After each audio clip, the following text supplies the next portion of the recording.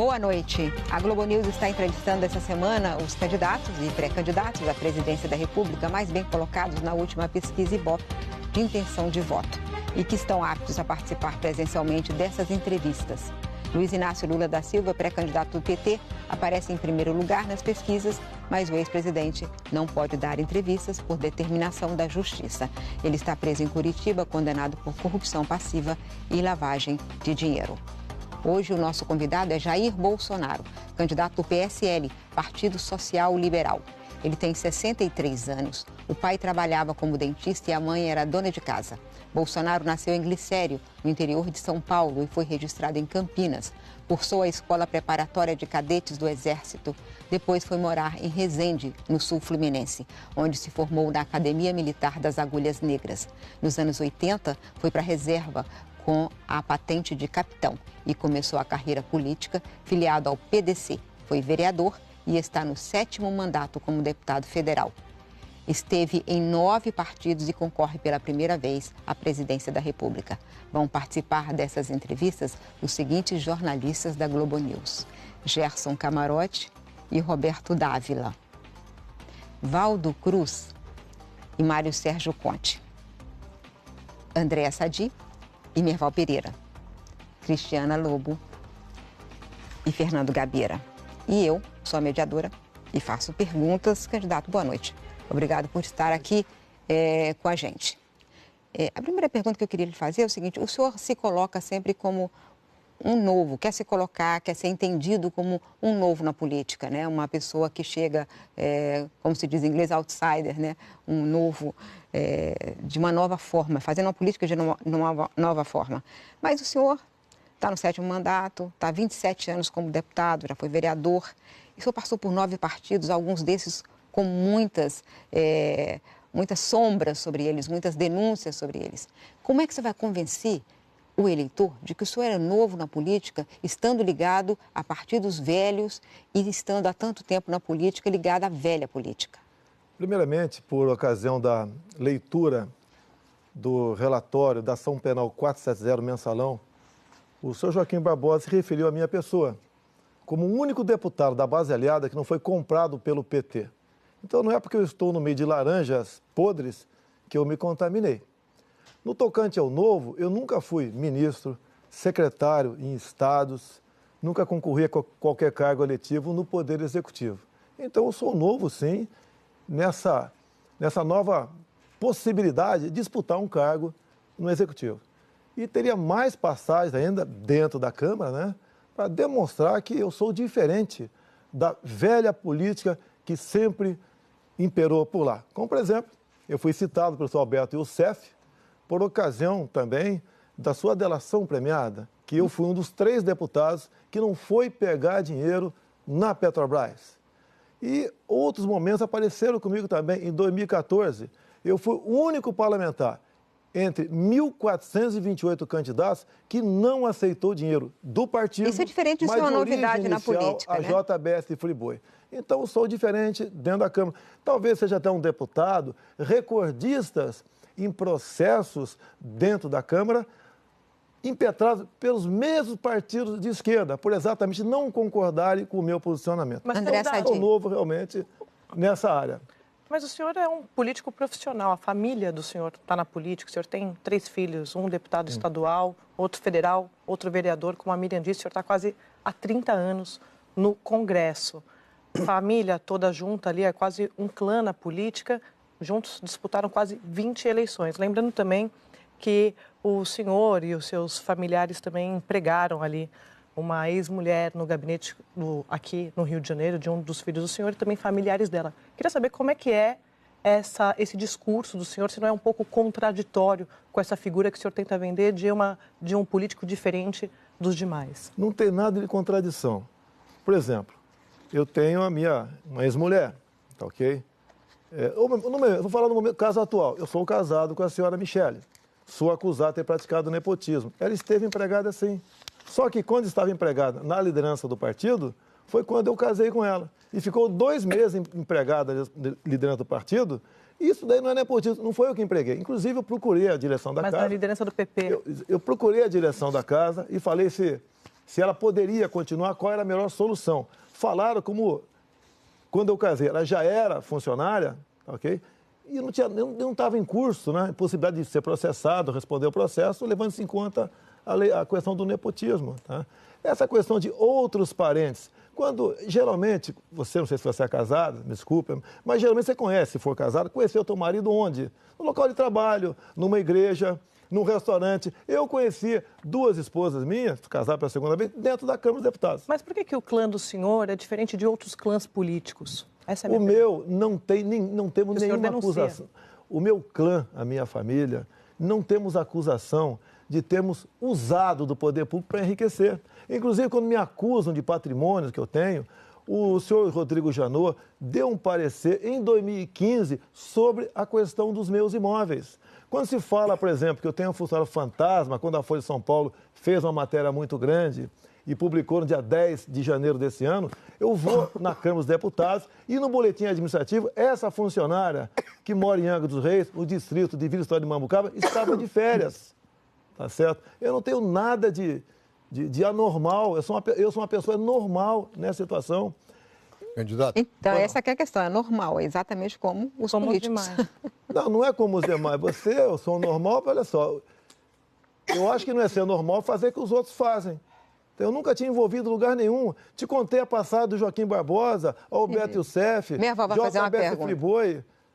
Isso daí não é virtude, isso é obrigação. Eu nunca me envolvi. Raramente eu votava com o meu partido, sempre fui dono do meu voto. Candidato, vamos falar sobre governabilidade. O senhor está há 27 anos no Congresso e apresentou mais de 600 propostas. Conseguiu que somente 3 virassem lei. Quando o senhor foi candidato à presidência da Câmara, o senhor recebeu apenas 4 votos. Como é que o senhor imagina que vai conseguir ter apoio político para governar? Vamos lá. Primeiro, a questão de candidato à Câmara ter 4 votos. Eu vim candidato a presidente da Câmara, numa das vezes, para evitar que Luiz Eduardo Grignal se elegesse presidente. E tanto fui vitorioso que quem se elegeu presidente foi Severino Cavalcante. Eu desossei o senhor Luiz Eduardo Grignal. Eu detesto o PT, como regra, desde há muito tempo. Eu acho que até desde antes que o PT não era PT, porque eu conheço esse pessoal, alguns, desde 1970. Eu acho que está explicado essa questão. Está explicado. Alguém agora, achar que eu disputei a presidência para ganhar... Me desculpa, meu irmão. Se achar que eu disputei a presidência da Câmara pensando em ganhar votos, não é por aí. Agora... Eu tive meus 10 minutos, não foi 10 minutos de fama, não. Foi 10 minutos para decidir a presidência da Câmara. Dizer que ajudou o Severino Cavalcante a se eleger presidente não é uma... Mas como? Nós tínhamos 2 opções. É a mesma coisa Aécio e Marina e Dilma. Eu fiquei com Aécio. Só tinha 2 opções. Não tínhamos outras opções. Não tinha outra opção. Eu gostaria que tivesse alguém melhor lá. Eu era melhor que os 2 juntos, tenho certeza disso. Mas fiz minha opção.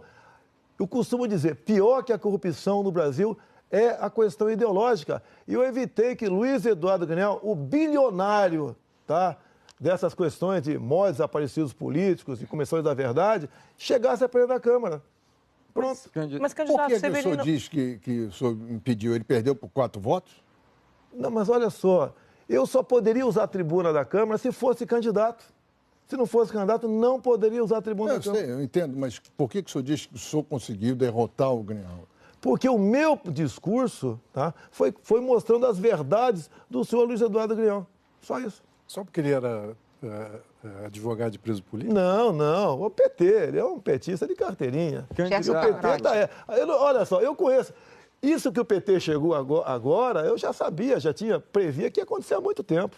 Gerson Camarote. O senhor acusou o candidato Alckmin de ter se aliado ao que tem de pior na política. O senhor procurou o PR, tentou coligação com o PR, atraiu o tempo do PR de televisão, inclusive com o nome do vice do Magno Malta. O PR, que não é qualquer partido, que foi envolvido no escândalo do Mensalão, que teve o seu principal dirigente condenado e preso pelo Supremo Tribunal Federal. Aí eu volto a lhe perguntar, qual a diferença? Vamos lá? Vamos lá. Eu não fui atrás do PR. Há 2 anos eu procurei o senador Magno Malta por afinidades e propósitos. e comecei a conversar com ele. O senhor procurou o Valdemar Costa Neto? Não tive uma vez perdido agora, o Valdemar da Costa Neto. Não, depois que tinha decidido já. Eu te conto a história, sem problema. Era o senador Magno Malta, o meu homem. Tá, mas o senhor conversou com o Valdemar da Costa Neto? Não conversei. Eu vou te explico. Tá, por favor. Explico, sem problema nenhum. Então, me agregava em muito a companhia do senhor Magno Malta. E desde o primeiro momento, ele falou que poderia não aceitar, porque talvez quisesse disputar as eleições em Espírito Santo. E chegou um dado momento que ele falou que não quer criar mais. Daí, o Valdemar da Costa Neto conversou com o meu partido, com a presidente do meu partido, e fez imposições para eu aceitar a coligação, e eu indicando qualquer um. Eu não aceitei. Eu não aceito negociação. Ou tu acha que ele foi para o Centrão de graça, tá? E nada mais além disso. Tanto ato contínuo. Outra opção era o general Augusto Heleno, que estava no PRP. Mas não deu certo. Concentrar no PR, porque o PR já era conhecido. No saco do seu Geraldo Alckmin, por favor. Não tenho poder de persuasão nenhum junto a essas pessoas. Pretendo, se Deus quiser, caso assuma a presidência, eu ter liberdade para indicar o meu ministério. Não vou depender de ninguém. Se o PR estivesse no seu governo, se o PS estivesse com o PR, tivesse feito essa coligação, o senhor ficaria confortável com esse partido que foi o seu principal dirigente condenado pelo Mensalão? Olha só, eu estive no PP, o partido tem 30 nomes no Supremo Tribunal Federal. O Joaquim Barbosa foi que eu não me meti. O senhor foi presidido por Pedro Correia, que foi preso, Você quer condenado. Que eu faça o quê? Não, mas o senhor já sabia. Mas se eu tivesse no... Qual partido de Santos tem lá dentro? Mas o senhor não saiu agora para Eu respondo por mim. Não, mas o senhor estava num partido que tinha José Janine como líder. Pô, tem gente mais cabrosa lá ainda. E o senhor acha normal conviver ali na liderança? Olha só, raramente até frequento a liderança. Quando eu chego em liderança, não tem reunião, sempre acabava a liderança, ninguém comentava nada de importante. Mas já tinha sido noticiado. Você já viu confessionário nos partidos? Confessionário? Tu já viu, Gerson? Camarote, você sabe disso. Eu nunca me envolvi nisso, nunca fui citado em escândalo nenhum. Não faltaram oportunidades, só que eu tenho caráter. A única diferença é essa. Agora, qual a diferença? Se eu convivo com todo mundo, e no plenário você conversa com todo mundo, não vai ser a filiação político-partidária que vai se deixar mais preso num lado, ou um partido ou outro. Tem deputado que vai fazer besteira em outro partido. É comum. Na Petrobras, não foi só gente de um partido que meteu a mão na Petrobras, foi de vários partidos. Agora, se for pensar dessa maneira, até você que anda no plenário, já vi você andando pelo plenário, eu estou lá. Você está contaminado também. Não, você está contaminado também. Candidato, eu estou ali cobrindo profissionalmente, inclusive para... Então vamos lá. Quando você vai na padaria, você vai comprar o quê? Pão, né? No açougue, carne. O senhor era comandado pelo Pedro Correia, que já estava no esquema do Mensalão. Eu nunca votei com o meu partido. Como é que foi mandado o Pedro Correia, meu Deus do céu? Poxa, pelo amor de Deus.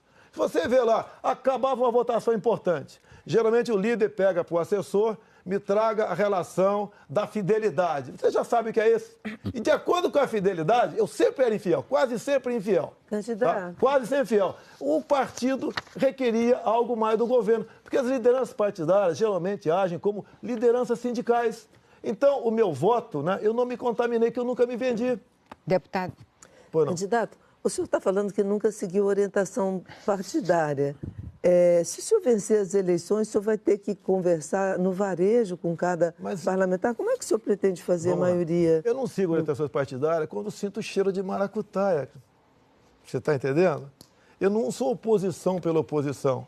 Quando eu sinto que tem algo errado, quando tem aquelas reuniões escondidas, às vezes no banheiro, às vezes numa liderança partidária, que a gente sabe que acontece coisa esquisita lá, eu não voto. Eu tenho desconfiança e não voto. É isso. Porque, lamentavelmente, se vende até medida provisória dentro da Câmara. Agora, um presidente que tenha moral, que seja preocupado com o futuro do Brasil, que apresente propostas, que entendam, que atendam aos anseios do povo, por que ninguém vai votar conosco? Agora, também tenho conversado, já conversei com mais de 100 parlamentares na Câmara.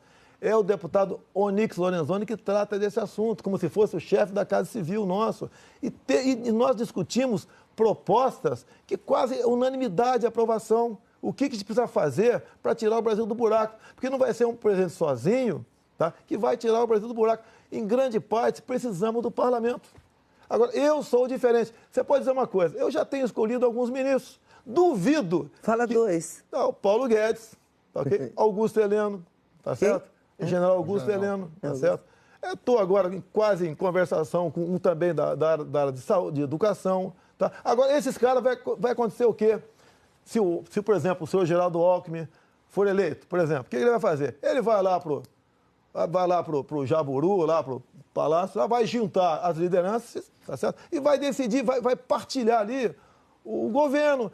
Diretores de banco, são estatais, tá? São ministérios. Se bem que nem vai fazer muito isso, que já fez. O próprio Paulinho da Força já espetou 3 bilhões de reais no futuro governo, a volta do imposto sindical com outro nome. Ou eu acho que o Paulinho da Força se bandeou para o lado do PSDB de graça, a troco de nada. Não seria natural esses partidos me procurarem, que eu estava na frente em pesquisas? Por que não procuraram? Porque o que eles querem, eu não vou dar para eles. Alguns falam, você não vai governar, tá? O Brasil vai parar. A situação que se encontra no Brasil é melhor parado do que afundando. Eu sou diferente. Posso ser o seu melhor. Tudo bem, paciência, tá? Mas eu sou diferente. Todos os candidatos que passaram por aqui disseram que iam ter liberdade para indicar. Mas peraí. Candidato. Você olha na cara do candidato, você vê se está mentindo ou não. Você tem, candidato. Ainda mais mulher, que tem um sexto sentido. Você sabe se o cara está mentindo ou não. Você sabe que tem as negociações. Governabilidade não é repartir o que está aí, não. Fazer com que o Brasil trabalhe para eles e não para a população. Eu estou cumprindo uma missão de Deus aqui. Eu serei independente. Nós nomearemos os melhores para o Brasil. Até porque, se a gente for no artigo 85 da Constituição, se eu não me engano, fala dos crimes de responsabilidade. Um dos crimes de responsabilidade ali é interferir no trabalho do Legislativo. A partir do momento que um presidente dá ao Ministério, em troca de voto, que está falando, ir no açougue, na padaria, ele está interferindo no trabalho legislativo. Ele está cometendo crime de responsabilidade. Candidato, diante desse isolamento de alianças partidárias em meio à campanha, a gente está vendo aí uma indefinição. Na verdade, alguns vices já foram definidos, o senhor ainda não. Quem vai ser o vice da O meu vai ser do PSL. Quem vai ser o nome? Ou a senhora Jana Pascal, ou o senhor, o príncipe, conhecido como príncipe, né? É Felipe Orleans de Bragança. O que está faltando para definir um ou outro? Está faltando que eu estou conversando com a Janaína, tá certo? E ela apresenta alguns problemas familiares, que tem 2 filhos, tá ok? E... O senhor tem uma preferência por um? Não. Eu, na situação, não posso ter preferência, tá certo? É lógico, sempre a gente pensa num plano B. Não, no momento, o plano B é o príncipe, tá ok? E diante daquele... Desculpa, o senhor falou uma missão de Deus. Eu sou cristão. Sim, mas olha só, a situação que eu cheguei, eu sou do baixíssimo clero. Eu não sou ninguém na política, eu não sou nada na política. Para eu ter um apoio popular que está aí no momento, não é inimaginável o que está acontecendo? Como eu consegui isso? Porque quando eu falo missão de Deus, eu pensei o seguinte, qual vai ser o meu lema? Né? Qual vai ser a minha bandeira? Eu fui lá em João 8,32. E conhecereis a verdade, e a verdade vos libertará. E a verdade para o político não existe. Candidato. Tá certo? Então, em cima disso, quando eu fui para Roraima, por exemplo, fui 2 vezes, porque eu desconheço o candidato a presidente ter passado por Roraima. Lá não tem densidade eleitoral, mas eu fui lá um pedaço do nosso Brasil, talvez o pedaço de terra mais rico do Brasil, e apontei soluções para eles sem dinheiro do governo. Candidato, lá na convenção, a Janaína, retomando a questão da vice, ela fez um discurso ali, causou algum tipo de irritação aos aliados do senhor, propondo uma autocrítica do partido ali, como uma espécie de pensamento único do campo do senhor. O senhor se sentiu constrangido com isso? Ela falou que nós não poderíamos ser o PT ao contrário, né?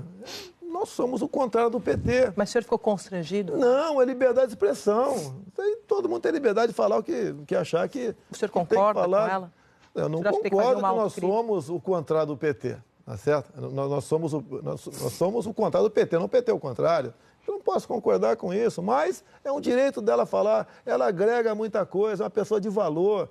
É uma mulher que sofreu muito por questão do impeachment.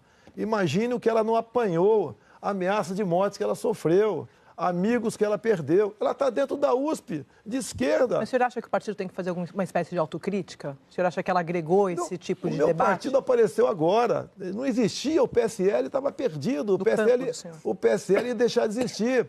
E a dificuldade para trazer gente para nós, sabe por quê? Não temos esse fundão partidário. E foi feito um verdadeiro balcão dentro da Câmara, ofereceram 2, 3 milhões de reais do fundão para trazer deputado por ocasião da janela. Sobraram 8 heróis do meu partido. Eu vejo, por exemplo, o Major Olímpio em São Paulo, deputado federal que é pré-candidato ao Senado. Ele largou o partido dele e teria 2 milhões de reais para fazer campanha e tempo de televisão. E veio para cá por um ideal. Então tem que valorizar essas pessoas. Candidato, sobre essa questão, né? Acabar fazendo uma chapa puro sangue aí, só com gente do próprio PSL. Eu lembro que quando o senhor estava tentando atrair o Magno Malta para a sua composição de sua chapa, chegou a perguntar por que o PR vai trazer o PS. Mas vocês querem que eu fique sem tempo de televisão? Porque eu preciso de tempo de televisão. O senhor acabou ficando sem tempo de televisão. E aí, acabou... Não, pode ter sido até uma equívoca, contradição minha falar isso aí, tudo bem. Mas é até a história do cunhado, né? Você casou com a Maria e veio o João de cunhado pro teu lado, né? Ali o cunhado seria o partido. Eu tenho que ter alguém que estivesse filiado a um partido político. E não escolhi o Magno Malta por ser um partido médio, grande, o PR. É porque era o Magno Malta, ele agrega. Mas você falou em algum momento, falou sobre tempo de televisão. Acho que eu me equivoquei, falei sim. Sobre tempo de televisão. Oi? Né? O senhor falou sobre o tempo de televisão, queria trazer tempo de televisão. Lógico que é importante tempo de televisão, tá certo? Mas eu não estava negociando com o PR, eu estava com o Magno Malta. O cunhado meu seria o Valdemar da Costa Neto. Não é o pragmatismo, candidato, da política? Olha, o ideal seria que você num primeiro turno não, né? Que você tivesse que concorrer à presidência, governador e prefeito, sozinho. Evitava isso, porque isso leva a corrupção, leva a acordos espúrios. Mas essa coisa do tempo de televisão, essa cobiça, não é a prática da velha política? É a prática da velha, mas eu não procurei o Magno Malta pelo tempo de televisão, eu procurei o Magno Malta pelo Magno Malta. O senhor falou do tempo de televisão. O Valdemar da Costa Neto ofereceu para o presidente do meu partido, tá? Eu botar o vice que quisesse, ele coligaria conosco, desde que, uma das coisas que ele botou na mesa, queremos coligação para deputado federal, Rio e São Paulo. Nós pretendemos fazer 9 deputados federais no Rio e São Paulo. O Valdemar, que não é bobo, ele pode ser tudo, mas não é bobo, sabe que nessa coligação, só o meu filho, Eduardo Bolsonaro, estava garantido em São Paulo. Porque nós ficaremos sem televisão, por favor, sem televisão e sem fundo partidário. O nosso fundão partidário extra são 10 milhões de reais. 3 milhões para a campanha de presidente. Eu já falei que não quero os 3 milhões porque eu votei contra o fundão. E é um escárnio, 1 bilhão e 700 milhões de reais para esse fundão, para reeleger parlamentares que, lamentavelmente, né, em grande parte, não produziram algo de bom para o Brasil. Candidato. Como é que o senhor vai conversar com alguém que não é bobo? Pô, peraí, cara. Você conseguindo a presidência da República, tá certo? O pessoal vai ter que olhar para mim. Não, mas vai? antes. Não, mas peraí, mas se eu não chegar... Eu não tenho obsessão pelo poder, camarote, por favor. Eu não tenho obsessão pelo poder. Não conversei com mais partido nenhum. O que é natural não é eu conversar. É eles virem conversar comigo. E ninguém veio. Tá, okay? Candidato, o senhor tem fugido de todas as perguntas sobre economia com o argumento de que o Paulo Guedes, que vai ser seu ministro da Fazenda, sabe tudo, né? Mas acontece que Paulo Guedes não é candidato, é demissível, pode não estar com o senhor. Como é que o senhor vai convencer o eleitor de que o senhor está indo com o Paulo Guedes, se ele não é candidato, se ele não vai permanecer? Como é que... E, além do mais, é o seguinte, o senhor, como presidente, o senhor não precisa ser economista. Eu não sou economista como jornalista. O senhor não precisa ser médico. Mas o senhor precisa conhecer as decisões que vai tomar. Então, eu quero saber o seguinte, que confiança o seu eleitor pode ter de que vai ter alguém que comanda a economia? Olha, por que você está dizendo que não vai ser o Paulo Guedes? Não. A senhora nunca conversou com ele. É mesmo que eu vou me casar. Vamos supor que a gente vai se casar agora, vamos supor, tá certo? E no altar, alguém pergunta para a senhora, se não der certo, se o Bolsonaro negar fogo, qual é teu plano B? Qual é teu Candidato, plano B? o que eu estou perguntando não é sobre casamento. Eu estou perguntando o seguinte, ele não é candidato, ele não tem, portanto, ele não vai ter mandato. E toda pessoa que não tem mandato pode ser demissível, Né? Quem tem mandato também é demissível. Com cassação, em outras circunstâncias. Não, é demissível também. Mas eu estou falando que o ministro da Fazenda, é um ministro demissível. Portanto, essa forma de buscar um biombo para falar, olha, ele vai explicar tudo, o senhor é que precisa explicar as suas ideias de economia. Guedes não é um joguete na mão de ninguém. Não, eu conheço Paulo Guedes. Eu sei ele disso. Tem caráter, eu conheço ele há muito tempo. Ele tem responsabilidade, ele é um senhor que nunca, pelo que eu sei, nunca ocupou cargo político em governo nenhum, tá certo? E houve uma aproximação nossa, meio assim por acaso. E eu estou muito feliz com ele. Agora, olha só, Amélia, se eu tenho do meu lado uma pessoa como o Paulo Guedes, como você disse que você reconhece ele, até fora do Brasil, por que eu vou falar de economia? Meu Deus do céu. Eu sou capitão de artilharia. Vamos lá. Eu sou capitão de artilharia. Eu sei fazer integral, sei fazer derivada, sei calcular um tiro de barragem. Mas o senhor não é candidato a comandante do Exército, o senhor é candidato à presidência da República. Eu entendo de números. Eu sei o que o povo precisa. Tá? Senhor Paulo Guedes, o que o povo quer, almeja? É uma inflação baixa, é uma taxa de juros menor do que está aí, tá? É um dólar que não atrapalha quem queira exportar, nem quem queira importar. É, se possível, pagar os juros, começar a pagar a nossa dívida sem aumentar imposto. É desburocratizar tudo no Brasil, é desregulamentar, é abrir o comércio, não seria muito a parte dele não, mas com o mundo todo, sem um viés ideológico. É ir para o mercado livre, né? O livre mercado aqui no Brasil, o liberalismo. Dá para fazer tudo isso? Ele falou, dá. Mas se acontecer alguma coisa com o Paulo Guedes, se ele ficar doente, se ele... o problema candidato, a questão não é essa, a questão é que... Ficar doente... Poxa, pelo amor de Deus, mas ele tem... Você acha que não tem gente do nível dele, quase o nível dele, que trabalha com ele do meu lado? Se morrer um presidente hoje, quem vai assumir? Hoje assumiu o Rodrigo Maia. Não, mas as ideias centrais de como se transformar... Esse é o problema. É que o senhor dizendo... então eu tenho que ser economista para ser presidente? Não precisa ser economista, mas precisa entender economia. Mas quem falou que eu não entendo economia? O senhor. Eu falei que eu não entendo por questão de humildade. Perto do Paulo Guedes eu não entendo nada. É natural, meu Deus do céu. Eu dirijo o carro. Perto do Nelson Piquet, eu sou navalha. Eu Gabeira. não posso usar essa forma de se expressar... Poxa, está esclarecido agora. Valeu, obrigado aí. Então vamos perguntar sobre... Perto de você com uma caneta, eu sou quase analfabeto. Tá? Você escreve muito bem, leio tuas colunas. Um senso crítico. Na maioria delas eu concordo, tá certo? Parabéns. No mesmo tema... Agora estamos em casa, Gabeira, verde para verde. No mesmo tema que foi colocado, há presidentes que dominam um pouco o tema de economia. Tá. Mas, de um modo geral, a tática que eles usam é colocar uma equipe com algumas divergências para eles poderem assistir a discussão, aprender com ela e ter alternativas de decisão. Tendo uma pessoa só, não há um perigo de não se aprender e de ser, de uma certa maneira, manipulado? Olha só, Gabeira, o Brasil está numa situação tal que você tem que acreditar nas pessoas. Tá, ok? O senhor Paulo Guedes, caso seja ministro, né, caso ele aceite o convite, ele não vai tomar decisões sem conversar comigo. Não, eu sei. Certo? É que a conversa... Agora, tem mais gente com ele, tem mais gente que discute economia conosco também. É gente que está pronto a assumir no impedimento. Não é eu demitir o Paulo Guedes. Se ele vai cumprir a missão, ele falou que cumpre a missão e eu acredito nele. Por que eu iria demiti-lo? Lançar o Brasil numa aventura? Não é essa a hipótese que eu coloquei. A hipótese de uma equipe econômica mais rica em discussão, mais rica em levantamento de problemas, para que o presidente tenha uma visão maior ao escolher os problemas. Ele já falou e gostaria de manter o presidente do Banco Central. Eu falei, Paulo, quem vai definir tudo isso é você. Eu quero o resultado, eu quero o povo sorrindo, um crédito barato, diminuindo a dívida interna, dólar, inflação. Eu quero isso. Você está fazendo isso? Qual o problema? Por que eu não estaria de acordo com a política dele? E assim as demais áreas, saúde, educação, defesa. E são as pessoas...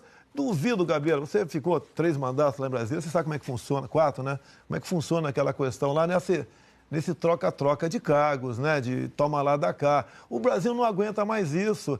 Isso leva à ineficiência do Estado e à corrupção. É o que está aí. Graças a Deus está havendo a Lava Jato. Que se não estivesse havendo a Lava Jato, eu acho que o Brasil estaria em uma situação pior do que se encontra no momento. Por isso devemos fortalecer a Operação Lava Jato, como, entre outras maneiras, colaborando com a Polícia Federal, dando mais meios para a Polícia Federal poder investigar. É isso que a gente precisa. Não fazer como um candidato aí falou agora há pouco e nós vamos pegar o pessoal do MP, do Judiciário e botar cada um no seu quadradinho. Não é isso, pô. Candidato, se o senhor for eleito, né, está começando a governar, se de repente a inflação começar a subir, aí a gente hoje sabe que os juros estão na faixa de 6,5%. Aí, de repente, o Banco Central entende que é preciso subir os juros assim de forma violenta. Tipo 14%, como foi no governo Dilma, ou até, num caso mais extremo, na época do governo Fernando Henrique, chegou ao juros de 45%. Senhor, como é que o senhor enfrentaria essa situação? Bem, vamos lá. Nós temos uma dívida interna, me ajude se estiver errado, por favor, próxima a 4 trilhões de reais. Certo? Por aí.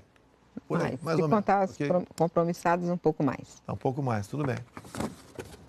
Ela subiu assustadoramente da metade do governo Fernando Henrique Cardoso, onde chegou a 50 e poucos por cento a taxa de juros para combater a inflação. Esse remédio aqui, esse remédio usado lá atrás, em doses cavalares, está havendo um efeito colateral enorme aqui. Agora, as questões inopinadas, que foge da normalidade, você tem que buscar uma solução. Se a solução for essa, que se faça. Agora, imagina essa taxa de juros em cima, senhora Mira, com 4 trilhões de dívida. Para onde vai a nossa dívida interna? Pô? Vai explodir. Pô. Agora, eu acho que você tomando medidas para fazer a economia rodar, tá certo? Nós começarmos a buscar maneira de agregar valor naquilo que nós produzimos, não ficarmos apenas apegados à questão dos commodities. Eu fui agora em Paraupebas, fiquei lá 30 minutos vendo um trem passar de minério, vai para a China, basicamente isso aí. Será que nós não podemos agregar valor nisso? O que falta para nós investir em ciência e tecnologia? Tá? A gente tem que trabalhar nessa área também, para evitar exatamente isso aí. E você, a economia funcionando, você tem que ter uma reserva maior, talvez não seja preciso, né, recorrer a uma situação dessa para conter a inflação. Então, essas questões... No seu governo, o senhor vai seguir a proposta do assessor econômico Paulo Guedes, tornar o Banco Central totalmente independente? O que ele quer é o Banco Central independente politicamente. E eu sou favorável a isso. Tá? E vai ter meta também. O Banco Central vai ter metas. Se não cumprir exatamente as metas, como agora, dentro de um parâmetro, lamento, mas o senhor Paulo Guedes vai acenar com a troca do Banco Central. Não seria totalmente independente? Independente politicamente. O que acontece é o loteamento político. Até o BNDES agora. Tá? Quem está lá? Quem está lá é um homem que até pouco recebia ordens de Renan Calheiros. Esse Brasil não tem como dar certo mesmo. Não, dessa forma, hoje não tem indicação política, não é partido a indicação que política, você sabe para que é indicação política, né? É para facilitar, por exemplo, o BNDES. Nos últimos anos, emprestou dinheiro basicamente para quem é o juros subsidiado? Amigos do rei. Como, por exemplo, a questão da Friboi. Tá? O BNDES tem que atender a população, o povo como um todo. E não dessa forma que, ao colocar alguém por indicação política, essa pessoa atende mais determinado tipo de cliente. Candidato, o Merval quer falar. Pelo que o senhor está falando, vem falando, o senhor confia plenamente no Paulo Guedes e concorda com as ideias dele. Nós temos um vídeo aqui com uma declaração do Paulo Guedes que a gente queria passar, depois eu queria perguntar ao senhor. Candidato, em 2013, o seu assessor econômico, Paulo Guedes, falou sobre a economia brasileira durante o governo militar. O vídeo está no canal do Instituto Millennium, na internet. Nós separamos um trecho e nós vamos ver. No regime militar, aumentou o grau de intervenção do governo, aumentou o número de empresas estatais, foram criadas todas essas parafernálias. Há coisas até que precedem, como lei trabalhista. A lei trabalhista já é mais antiga ainda. Mas durante o regime militar aumentou o grau de intervenção do governo, os braços armados da economia intervencionista do governo eram exatamente as grandes empresas estatais e havia controle de preços, cartéis no sistema bancário, autoprotecionismo na economia, muito subsídio E o Brasil foi perdendo o rumo e foi sendo capturado por essa armadilha de baixo crescimento. Bom, o senhor concorda com Olha só, a análise do seu futuro ministro está fazendo? Em 73, o Pinochet assumiu o Chile.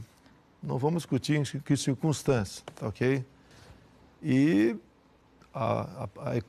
essa política do Paulo Guedes se fez presente lá e o Chile, hoje em dia, nos inveja, tá?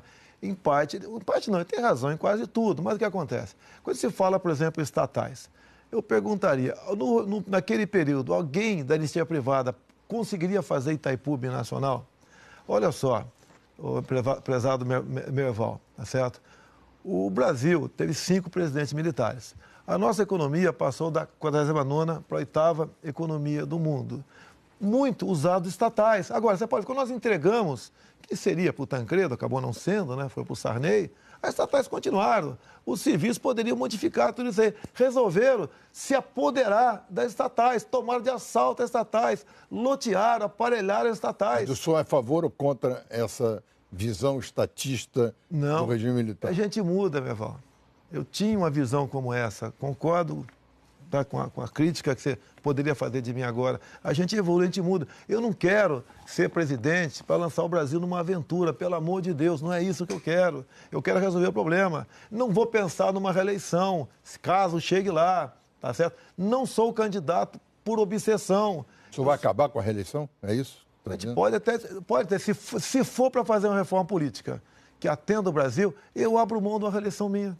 No pacote, a gente abre mão. E eu entendo que a reeleição, lá do Fernando Henrique Cardoso, não foi um bom remédio para a democracia.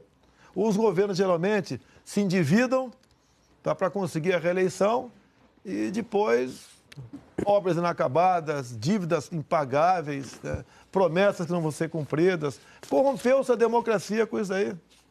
Candidato, ainda sobre o vídeo do Paulo Guedes, essa declaração dele, tem um lado forte que ele ataca o protecionismo. Nós estamos aqui à beira de uma guerra comercial, Trump, China, que vai afetar o Brasil pesadamente.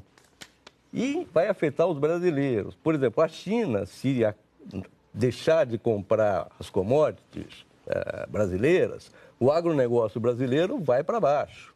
A China só não simpatiza com o governo, mas se a gente deixar de vender, vai para baixo. O senhor vai privilegiar alguma negociação bilateral, algum tipo de acordo bilateral? O senhor vai ser protecionista também? O que o senhor pensa disso? Olha, quem já escreveu que eu evitaria vender algo para a China... Não, eu não estou afirmando isso. Estou falando que o senhor não gosta do governo da China. Escritas a esse respeito meu por aí. O que eu tenho falado no caso da China, que a China não está comprando no Brasil, está comprando o Brasil. Esse é o grande problema que nós devemos nos preocupar. Tanto é que o Trump pediu que empresas chinesas comprem empresas americanas. Se eu não me engano, a Austrália está no mesmo caminho.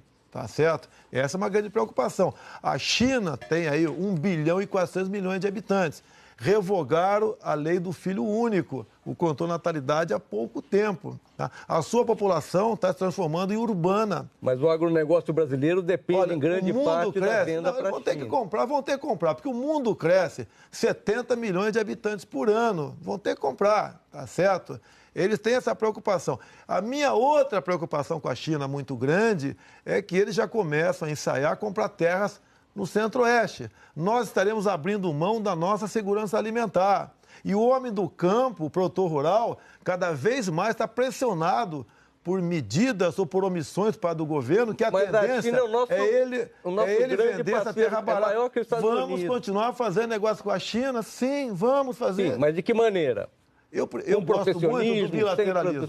Eu acho que, em parte, aqui o comércio aqui, nosso, no governo do PT em especial, privilegiou-se um viés ideológico. Tanto é verdade que, por exemplo, tá? Por que a senhora Dilma Rousseff não aceitou as credenciais do embaixador de Israel? É questão pessoal, ideológica dela. Não, mas eu queria focar... Vamos partir para o bilateralismo. O Paulo Guedes, ele critica o protecionismo, defende o livre comércio. O senhor disse aí que defende algum tipo de protecionismo. Como é que vai ser isso? Algum tipo, você tem que ter, meu Deus do céu. Mas não é o que o Paulo Guedes afirma. Não, se o Paulo Guedes é 100%, né, e eu sou 80%, ele vai chegar no 90%. é como um casamento. A gente vai chegar num acordo. Eu não posso governar o Brasil sozinho. Eu não teria capacidade de resolver todos os problemas do Brasil. Se tivesse, não teria 0 ministro. Tá? A gente precisa dele. Precisamos de um bom embaixador.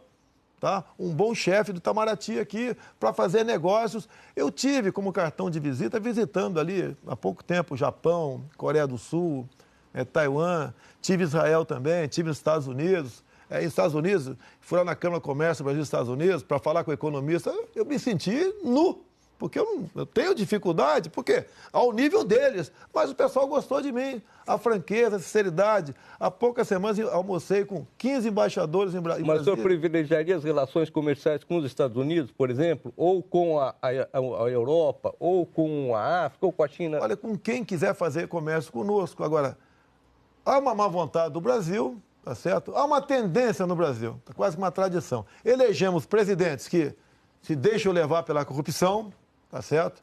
Inimigos dos Estados Unidos. Tá certo? É uma tendência, tem que deixar de existir. Eu não digo privilegiar, mas vou procurar os Estados Unidos, a Europa, para poder incrementar negócios e não ficar preso aqui muitas vezes ao Mercosul. Não, mas a China, o senhor arrisca a desmontar uma parte do agronegócio brasileiro.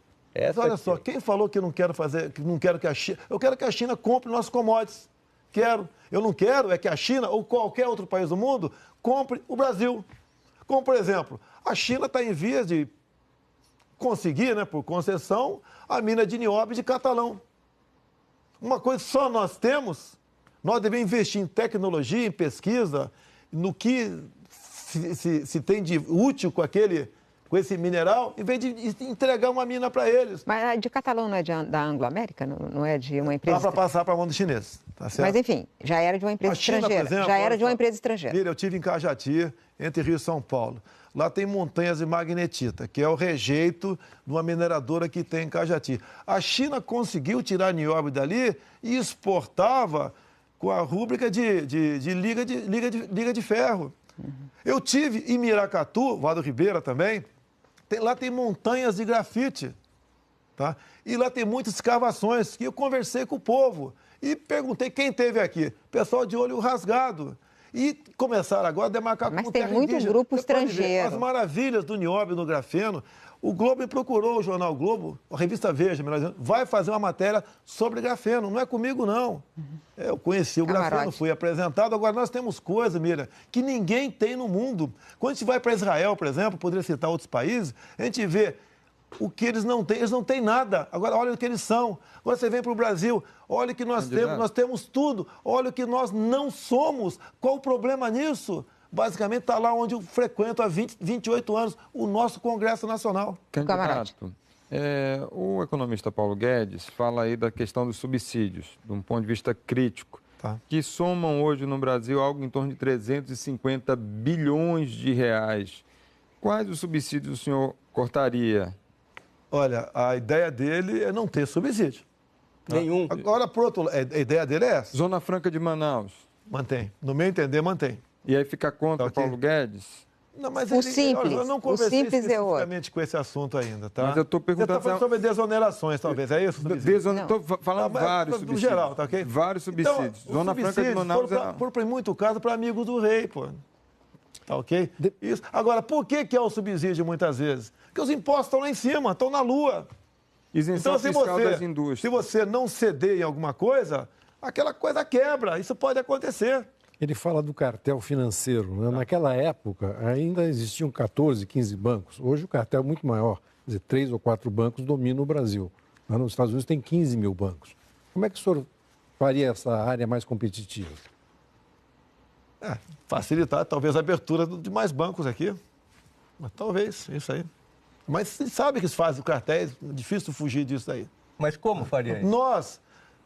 poxa, agora com todo respeito, né? Se você fala em abrir mais bancos, poxa... Sim, mas facilitar então isso daí. Agora, hoje em dia, de a população nossa, até 80% aí inadimplente, o Brasil está praticamente quebrado, meu Deus do céu. Aumentar o crédito, fazer mais banco. Agora, esse aumentar crédito, qual a segurança que o banqueiro tem? Ele tem que ter segurança. E a população está endividada. Hoje em dia, me desculpa, né? Quem quer fazer um negócio no Brasil? Tá? Vai investir. Para produzir o quê? Para vender para quem se o povo está sem poder aquisitivo? A gente está numa situação falimentar. Estamos praticamente quebrados, na lona. E agora, quase que um milagre tem que ser feito para mudar o Brasil. A questão do juros, o senhor tem conversado com ele? Ninguém quer, como ele diz, no canetaço resolver. Mas o juros nosso ainda está alto. Em especial para o povo aí. Agora, quem define? São os cartéis de banco. Como dar mais competitividade, candidato? Como dar mais... Mas aí, olha só, você está perguntando para o capitão do Exército como quebrar, tá certo? Um candidato a presidente da República. Não, o capitão do Exército, candidato, faltou, deixa eu molhar o bico, né? Candidato a presidente da República. Isso. Tá ok? Agora, as grandes decisões, eu não posso tomar sem ouvir ninguém. Eu seria um ditador. Não é essa a ideia. Tem um plano, um estudo. Nós não podemos quebrar. Se você... De acordo com como tratar o mercado financeiro, você pode implodir tudo aqui, você não quer isso. Tem uma economista aqui, você poderia nos ajudar. Jornalista de economia. Poderia nos ajudar como quebrar isso. É o senhor que é candidato. Não, é o senhor que precisa só. saber como fazer. Como que você está pensando? A gente só está querendo saber o que você está pensando de economia. Tá. Porque está muito nebuloso. Principalmente porque o senhor usou sempre esse argumento. É o Posto Ipiranga. Então, a gente precisa entender melhor. Quem é a pessoa o Posto Ipiranga é o Paulo Guedes. Não, a gente quer saber... O Posto Ipiranga da Defesa é o general Heleno. Mas a gente quer saber o que o senhor pensa, porque é o senhor que é candidato. Não, mas eu penso que nós devemos resolver isso e quem vai dar receita não vai ser... E não vai ser o Paulo Guedes, vai ser toda a equipe Agora, do Paulo uma coisa importante que ficou desse vídeo do Paulo Guedes, acho que ficou bem claro, a crítica que ele faz à política econômica do governo militar.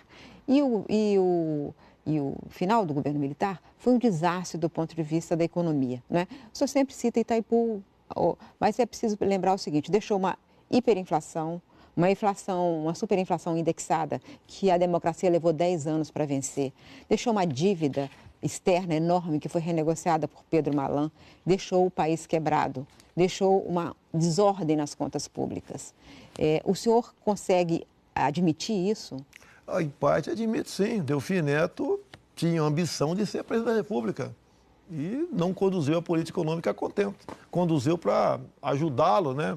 A talvez... Não foi só Delfim Neto, né? Delfim Neto queria ser candidato a presidente e havia essa intenção por parte dele, tá certo? E chegou a esse ponto. Tá? Enfrentamos 2 crises do petróleo. Tá? Essas coisas acontecem, lamentavelmente. Tá ok? E o governo militar realmente saiu... Então ele errou na economia. Não, na reta final não foi bem. Agora, olha a infraestrutura deixada pelos militares. Tá certo, Sadi. Sem essa infraestrutura, nós não seríamos nada aqui no Brasil. Então tem essa herança dos militares que nós sentimos ela até hoje. Mira, com todo respeito, me apresente algumas grandes obras do Sarney para cá. Não tivemos nada, só corrupção. Fizemos o plano real para enfrentar a inflação deixada pelo governo militar, por exemplo. Vamos conversar aqui, né? É que, inclusive, dado a metade do governo FHC, os juros na Lua, tivemos essa dívida monstruosa aqui também, que ninguém sabe como pagá-la. Candidato, o Paulo Guedes já falou em algumas entrevistas que pensa em reduzir os impostos, cerca de 50 para 8, no máximo 10, que vocês estão conversando sobre isso. Quais são esses impostos? Olha só, nós temos ali dezenas de impostos, tá? O deputado Luiz Carlos Raul está com um projeto nesse sentido. E eu acompanho a meia distância ao longo dos anos em Brasília. Tá? Quando você quer reduzir, diminuir, fundir impostos, não sei o que lá, você tem problema na Câmara, no Senado. Tem parlamentares que são ligados ao governo federal, outros são ligados aos governadores, outros aos municípios. E quando tá, um ente vê que vai perder, vai tudo por água abaixo. O que eu falei para eles? O ideal seria um imposto único, até o ideal, né, o sonho, né? É uma utopia, tudo bem. Mas nós devemos começar a reduzir paulatinamente os impostos. Qual imposto? Nenhum imposto já está na... Poxa, Mira. Mas ele disse que vocês estão avaliando. Poxa, por isso que a gente está perguntando. Eles estão conversando sobre isso. Não, é porque ele falou assim... O básico dos impostos... Não, ele falou... Ele falou que o senhor concordou em ter 15 impostos. Por exemplo, procedimentos médicos, eu não vou ter como responder para você, Mira. Mas quando você conversa sobre isso, candidato... E quais impostos você já falou? Eu não sou médico. Mas os eleitores precisam saber das suas ideias. O senhor disse, o Paulo Guedes disse que... Desculpa, André, aí eu vou complementando você e depois deixo você com a palavra. É que ele falou assim, olha, eu pensei em 10 impostos, mas ele concordou com 15. E eu fico pensando nos outros. Quais seriam eliminados? Não, eu não vou particularizar aqui agora, que é uma discussão ainda bastante... Não é superficial, né? Mas não tem nada de concreto ainda. E isso daí, por ocasião do nosso plano de governo, vai ser apresentado. Quando? Até... É o limite longo, se não me engano, é 15 de agosto, se não me engano. É porque ele disse que está em avaliação, candidato, por isso que a gente está perguntando. Oi? Ele disse que está em avaliação por vocês. Por isso mas que lógico que está em avaliação. Mas quais são? Eu estou correndo atrás do voto no Brasil, estou andando no Brasil. Quem está com a mão na massa, na escrivania, com a caneta e um óculos, não sou eu, essa equipe toda. Mas o que ele disse para o senhor? Candidato, o senhor não falar... Para os seus eleitores, a gente está dando uma oportunidade para o senhor falar... Não, eu estou entendendo a pegadinha de vocês. Não é pegadinha. Estou entendendo a pegadinha de vocês. Não, que é isso? Eu estou entendendo. Tem um eleitor lá. Não, de jeito nenhum, candidato. Candidato, vocês querem me rotular aqui uma coisa que eu não sou. Irresponsável é o senhor que e sem bom senso. Vocês querem me rotular. É o senhor que está falando isso. Poxa, você tem 60 impostos lá. Você quer que eu particularize cada imposto? Eu quero que o senhor explique alguma coisa de economia. Não, foi o Paulo Guedes que falou, candidato, é por isso. Eu não vou aceitar esse jogo de vocês. Tá? Até porque uma coisa que está em gestação, eu não quero, lá na frente, ter que explicar o que eu falei no Globo News e mudou isso, mudou aquilo. Tá certo? A responsabilidade de cada setor da máquina da União está no grupo de certas pessoas que estão elaborando o projeto. Tá ok? Então, agora, se vocês não confiam, também não confiam no economista como Paulo Guedes, paciência. Ok? Candidato, por exemplo, em relação ao reajuste do salário mínimo, os economistas têm uma visão até mais fiscalista, mas o presidente da República tem uma visão mais social, até porque ele recebeu os votos.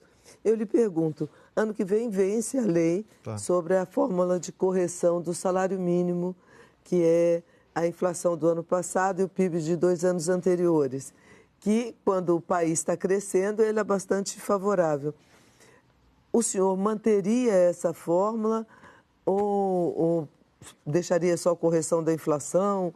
Ou o senhor opinaria junto à sua equipe econômica com a sua visão de quem andou por esse país todo para colher votos? O que o eleitor do senhor, o trabalhador, pode esperar de uma política de salário mínimo do seu governo? O aumento do salário mínimo não pode ser, tá certo, superior ao aumento do salário mínimo de referência dos aposentados. Nós não podemos ir condenando ano após ano o salário dos aposentados, ou melhor, os proventos, a aposentadoria dos deputados e dos aposentados diminuindo. A gente não pode admitir isso. Você está dizendo que você vai Porque cada vez, mais. olha só, por exemplo, mais ou menos, quem se aposentou com 10 salários mínimos está ganhando meia dúzia. Quem se aposentou com 5 um tempo atrás está com 4. Isso tem que deixar de acontecer. A Cris está perguntando sobre a correção do salário mínimo. O senhor está respondendo que os proventos de aposentadoria precisam ser corrigidos no mesmo valor do salário mínimo. É isso? Sim. Essa aí é uma das políticas que eu falei que tem que ser adotada. Então, quer dizer... E quem sabe recuperar o valor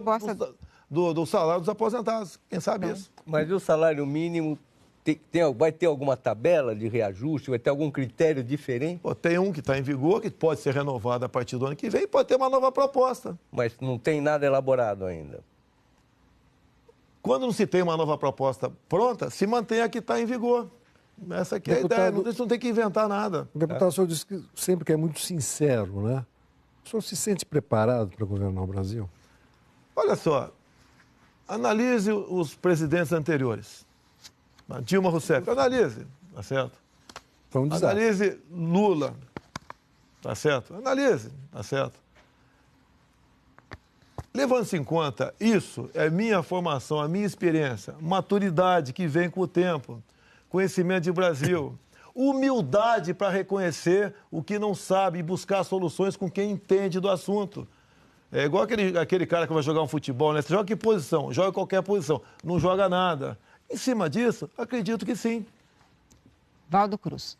Candidato, a gente sabe que a gente está enfrentando um problema grave, que é a questão da Previdência. Temos um rombo na Previdência muito elevado, que somando o setor privado com o setor público deve chegar a 300 bilhões de reais.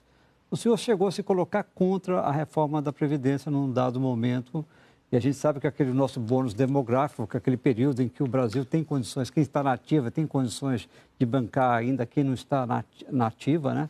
Está acabando, está se fechando. Começa a se fechar em 2020, 2037 pode se fechar. O seu assessor econômico, Paulo Guedes, defende uma reforma da Previdência. O senhor mudou de ideia? O senhor vai defender a reforma? Sou favorável. Quando essa proposta aí do senhor Michel Temer chegou, estava no Piauí. Tá? E lá, na proposta inicial, falava em 65 anos, tá ok? Inclusive para o policial militar.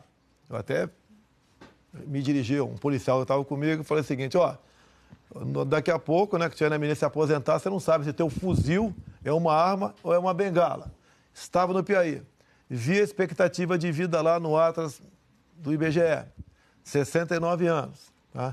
E que eu falei, não passa, ainda mais no ano pré-eleitoral, não passa. E nem foi votada. Porque se fosse votada, a lei de não passar ia marcar os deputados favoráveis a ela e deixaria o pessoal do PT, PCdoB e PSOL bem à vontade. A bancada deles ia crescer assustadoramente. Até a questão de estratégia política. Eu lembro quando eu era garoto, minha mãe falava, remendo novo em calça velha, não dá certo. E agora? Não dá certo. Essa reforma agora, porque uma coisa, vamos atacar por partes, onde é que aparece a fábrica de Marajás? O pessoal chega com um salário no teto, né? Câmara Municipal do Rio de Janeiro, fui vereador, está lá na lei orgânica, tá? Você, por exemplo, está ganhando 10 mil por mês. Você tem um cargo de comissão de 10 mil. Daqui a 8 anos você passa para 20. Mais 8, outro cargo de comissão, você passa para 30. Vamos acabar com as incorporações. E olha o que aconteceu com o senhor Eduardo Paes quando deixou a prefeitura aqui no Rio de Janeiro. Essa acumulação se estendeu ao executivo. Tá? Vamos no primeiro momento. Estou dando uma proposta entre várias. Não, quero saber dos militares. Tá, então tudo bem. Então, acaba com as incorporações. Militares. Bem, nós temos lá no artigo 7º um montão de direitos, certo? Da Constituição. Deles, o direito do militar de fundo de garantia, hora extra... Eu só penso não, peraí, hora extra, greve, dê todos os direitos para os militares, que a gente bota dentro da Previdência. Dê todos os direitos. E o senhor está pensando não, olha só, nisso? O militar, segundo dados do então Estado-Maior das Forças Armadas, ao longo de 30 anos de serviço, o militar, na verdade, trabalha em torno de 45. Dado aqueles tempos de serviço extra, que não são computados para nada. Eu vou voltar para o... E olha só, os militares estão sempre prontos para cumprir qualquer missão, qualquer hora e qualquer local. Como estão no Rio de Janeiro no momento. Candidato. É sempre os militares. Como os militares estão no momento, tá? Lá em Pacaraima, tratando da migração de venezuelanos. A questão é a seguinte, numa reforma da Previdência, uma das ideias é isonomia. Isonomia entre todos, para poder continuar pagando, porque senão não tem. Então, o senhor pretende acabar com os privilégios de algumas corporações? No que depender de mim, sim. E candidato? Passa pelo parlamento brasileiro, tá ok? É a questão dos militares, por exemplo. Você quer o mesmo salário para todo mundo no final e ao longo da sua carreira, da sua vida laborativa toda, vai continuar como é no momento? Cansei de passar sábado e domingo em operações por aí. Candidato. O Valdo quer acabar de fazer a pergunta da Previdência. Só finalizar a questão da Previdência. O seu economista Paulo Guedes, ele está propondo então, um novo modelo de reforma da Previdência, que é um modelo, sair desse modelo atual de repartição para modelo de capitalização. Como é que funcionaria esse modelo de capitalização no seu governo? Olha só, ele vai pegar a juventude, né, que for voluntária a entrar nesse modelo, ele vai colaborar, contribuir com esse novo modelo. Tá certo? Ele vai ter uma poupança dele. É dele a poupança. Tá? Até ele não resolve o déficit. Essa previdência que está aí vai quebrar. Vai quebrar. Agora, a gente está propondo medidas, alguns querem até que ter um remédio cavalar para resolver o assunto. Nós temos um filtro chamado parlamento. Tá? E nós temos que ter responsabilidade para buscar a maneira de resolver, nem que seja por partes, mas para atingir o mesmo objetivo. Você vê, hoje em dia o servidor público, o homem, se aposenta com 60 de idade, 35 de contribuição. Se o Temer agora conseguir botar 61 de idade e 36 de contribuição, quem assumir o ano que vem passa para 62 e 37. E vai resolvendo isso. Afinal de contas, a proposta inicial do Temer era, para, se não me engano, 2030. Você pode até atingir o mesmo objetivo. E tem como fazer uma mensuração ao longo do processo no que está dando certo e o que está dando errado. Candidato, esse ano a gente teve uma greve dos caminhoneiros, uma paralisação que afetou o país. O presidente Michel Temer deu como solução um subsídio para o óleo diesel. Esse subsídio acaba no dia 1º de janeiro de 2019. Aí eu lhe pergunto, qual vai ser a solução em relação à questão do diesel a partir do 1º de janeiro de 2019? Como é que ele vai ser corrigido? Vamos lá, eu vim acompanhando o caso dos caminhoneiros há 2 anos. Tá? Estive em Gramado, Rio Grande do Sul, aqui no Rio de Janeiro, em Brasília. Tá? E tem uma série de medidas que eles gostariam que fossem adotadas. O governo, sem inteligência, né, ignorava isso daí. Uma das medidas, um caminhão vazio com o eixo levantado, tem estado que ele paga pedágio a si mesmo.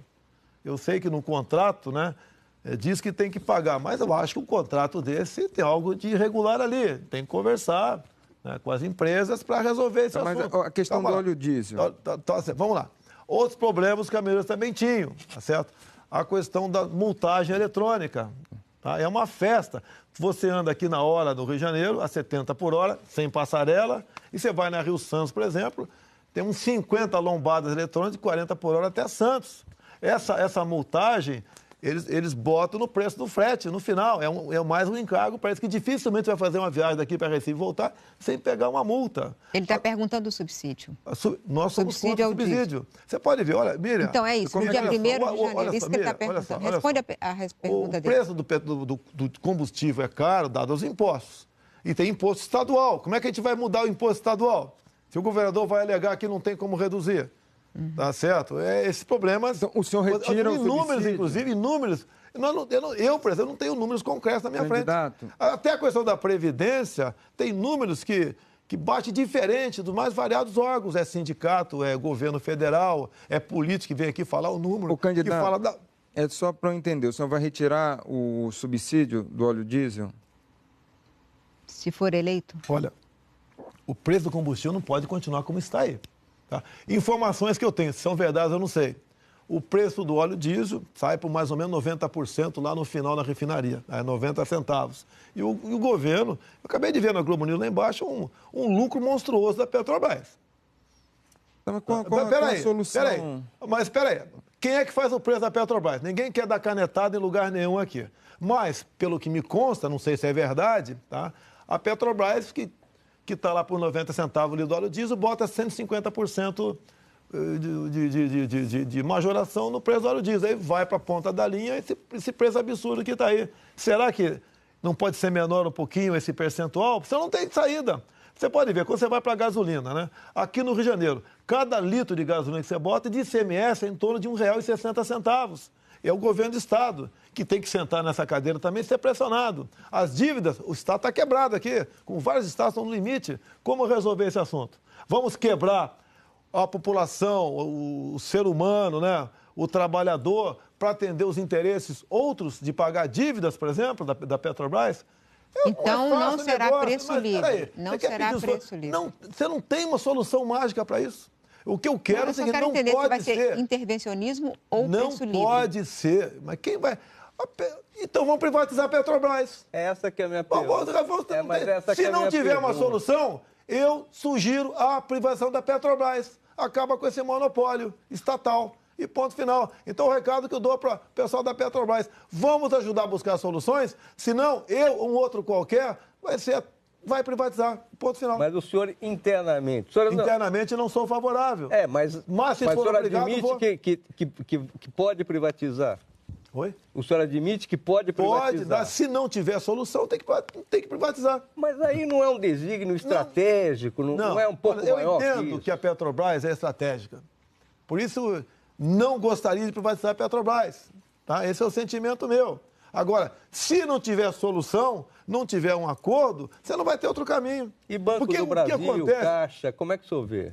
Quem vai financiar, por exemplo, a produção rural? Se for o Banco do Brasil, produtor rural. Com que taxa daí? Você vai entregar para basicamente um oligopólio, aí um meia dúzia de banqueiros vão tomar conta disso? Você vê, o pessoal, o homem do campo, ele é pressionado de tudo quanto é forma. Está no Senado uma proposta para modificar a Lei Candir, para cobrar ICMS dos commodities do campo. Cada governador pode botar ali 2, 3, 4, 5, 6%. Então o senhor vai manter o Banco do Brasil estatal? Pretendo, eu acho como estratégia. Banco do Brasil, Caixa Econômica. E a Caixa Econômica? Entendo como estratégia. Correios? Entendo como estratégico. O senhor admite algum ramo de privatização fora a Petrobras, se for necessário? Nós temos, não sei se essa pergunta o senhor fez para mim, nós temos em torno de 147 estatais no Brasil. Correios, por exemplo. Não, Correio já falou. O Correio não tem, lamentavelmente, não tem jeito o Correio, né?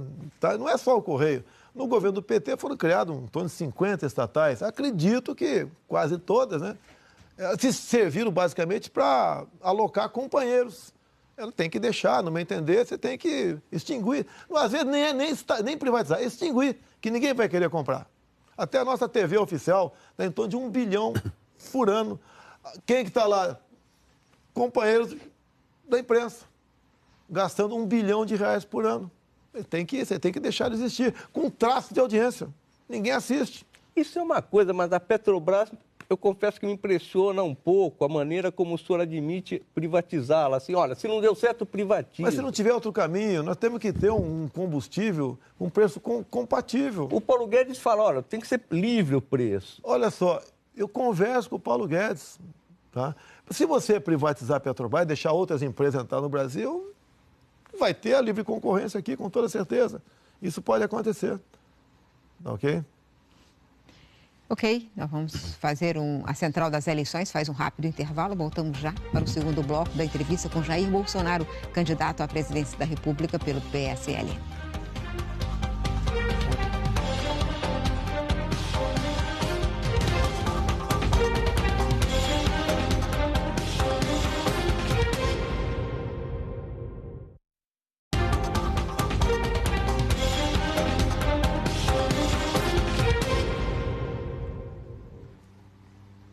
A Central das Eleições está de volta. Candidato, em abril do ano passado, o senhor fez uma palestra no Clube Hebraico e no Rio de Janeiro e fez uma declaração que provocou polêmica. Nós vamos ver. Eu fui com meus 3 filhos. Foram 4, o outro foi também, foram 4. Eu tenho um quinto também. O quinto eu dei uma fraquejada, né? Foram 4 homens, a quinta deu uma fraquejada, veio uma mulher. Sadi. Candidato, a gente viu essa declaração agora ali. O senhor acha a mulher uma subcategoria? Olha só, eu fiz uma brincadeira. É comum entre homens... Com essa declaração. Espera aí, deixa eu falar. É comum entre nós homens, tá? O elemento é muito namorador, por exemplo. Né? Daí vem uma menina, ele fala... eu vou ser fornecedor, não vai ser mais consumidor. É brincadeira. Você viu meu semblante brincando ali? Mas essa declaração machista foi uma brincadeira. Eu respeito as mulheres. Essa minha filha arrebentou com o meu coração. Deixa eu falar uma coisa para o senhor. Essa declaração não é a única declaração machista do senhor. A gente tem acompanhado outras. O senhor já falou, por exemplo, que a mulher, aspas, do senhor, deve ganhar salário menor porque engravida. Qual é a fonte disso aí? Posso terminar? Não. Termina. O senhor deixa eu terminar, obrigado. Quando ela voltar da licença maternidade, vai ter mais um mês de férias. Ou seja, trabalhou 5 meses em um ano, fecha aspas. O senhor sabe, o senhor está fazendo campanha, é candidato à presidência da República, que a mulher de fato ganha menos hoje no Brasil do que o homem. O senhor também sabe, eu tenho certeza, que hoje 40% dos lares são chefiados por mulher. Como o senhor espera conquistar o voto feminino com essas declarações? Não procede essa informação. Eu dei uma entrevista... O senhor deu essa entrevista ao jornal Zero Hora em fevereiro de 2015. Cadê o áudio? Cadê o áudio? Gravam tudo. O senhor já explicou essa declaração várias vezes. Vamos lá. Eles me entrevistaram, queriam saber por que a mulher ganha menos do que o homem. E eu tenho pesquisas, consultei, corri atrás, o assunto era acertado. E essa declaração não é da minha boca, botaram na minha conta. Isso pesquisa que diz. Agora... E infelizmente é uma realidade. Candidato, agora, o senhor se fosse uma bandeira minha... Você já explicou essa declaração? Não, se fosse uma bandeira minha, teria discursado no tribuna da Câmara. Um pedaço de papel, como por exemplo, o Lauro Jardim fez uma matéria esses dias. Olha só, espera um pouquinho. É que eu queria focar nessa, candidato. Espera aí, não, eu vou te explicar. Eu dei uma palestra e foi ouvido, quem me questionou forçou... É o jornalista, fugiu o nome dele aqui. Ele me entrevistou, Augusto Nunes, me entrevistou numa terça-feira. 2.000 pessoas na frente em São Paulo. Imprensa ali do estado todo. Terça-feira. No domingo, o Lauro Jardim publica, na sua coluna, que a minha solução para resolver o crime na Rocinha era jogar papéis, se bandidos não se entregassem, metralhar a Rocinha toda. Ele não se retratou. E eu estou... Deixa eu falar. Eu estou me explicando sobre isso em vários locais do Brasil. Nada. O próprio Augusto Nunes disse que isso não aconteceu. Esse papel, esse jornalista prestou esse trabalho. Mas o senhor já explicou esta declaração. Mas o senhor acabou de dizer que, infelizmente, é uma triste realidade. Tá. Então, acabou de dizer... podemos desenvolver esse acabou tema. De dizer. Que o senhor acabou de confirmar. Mas olha só.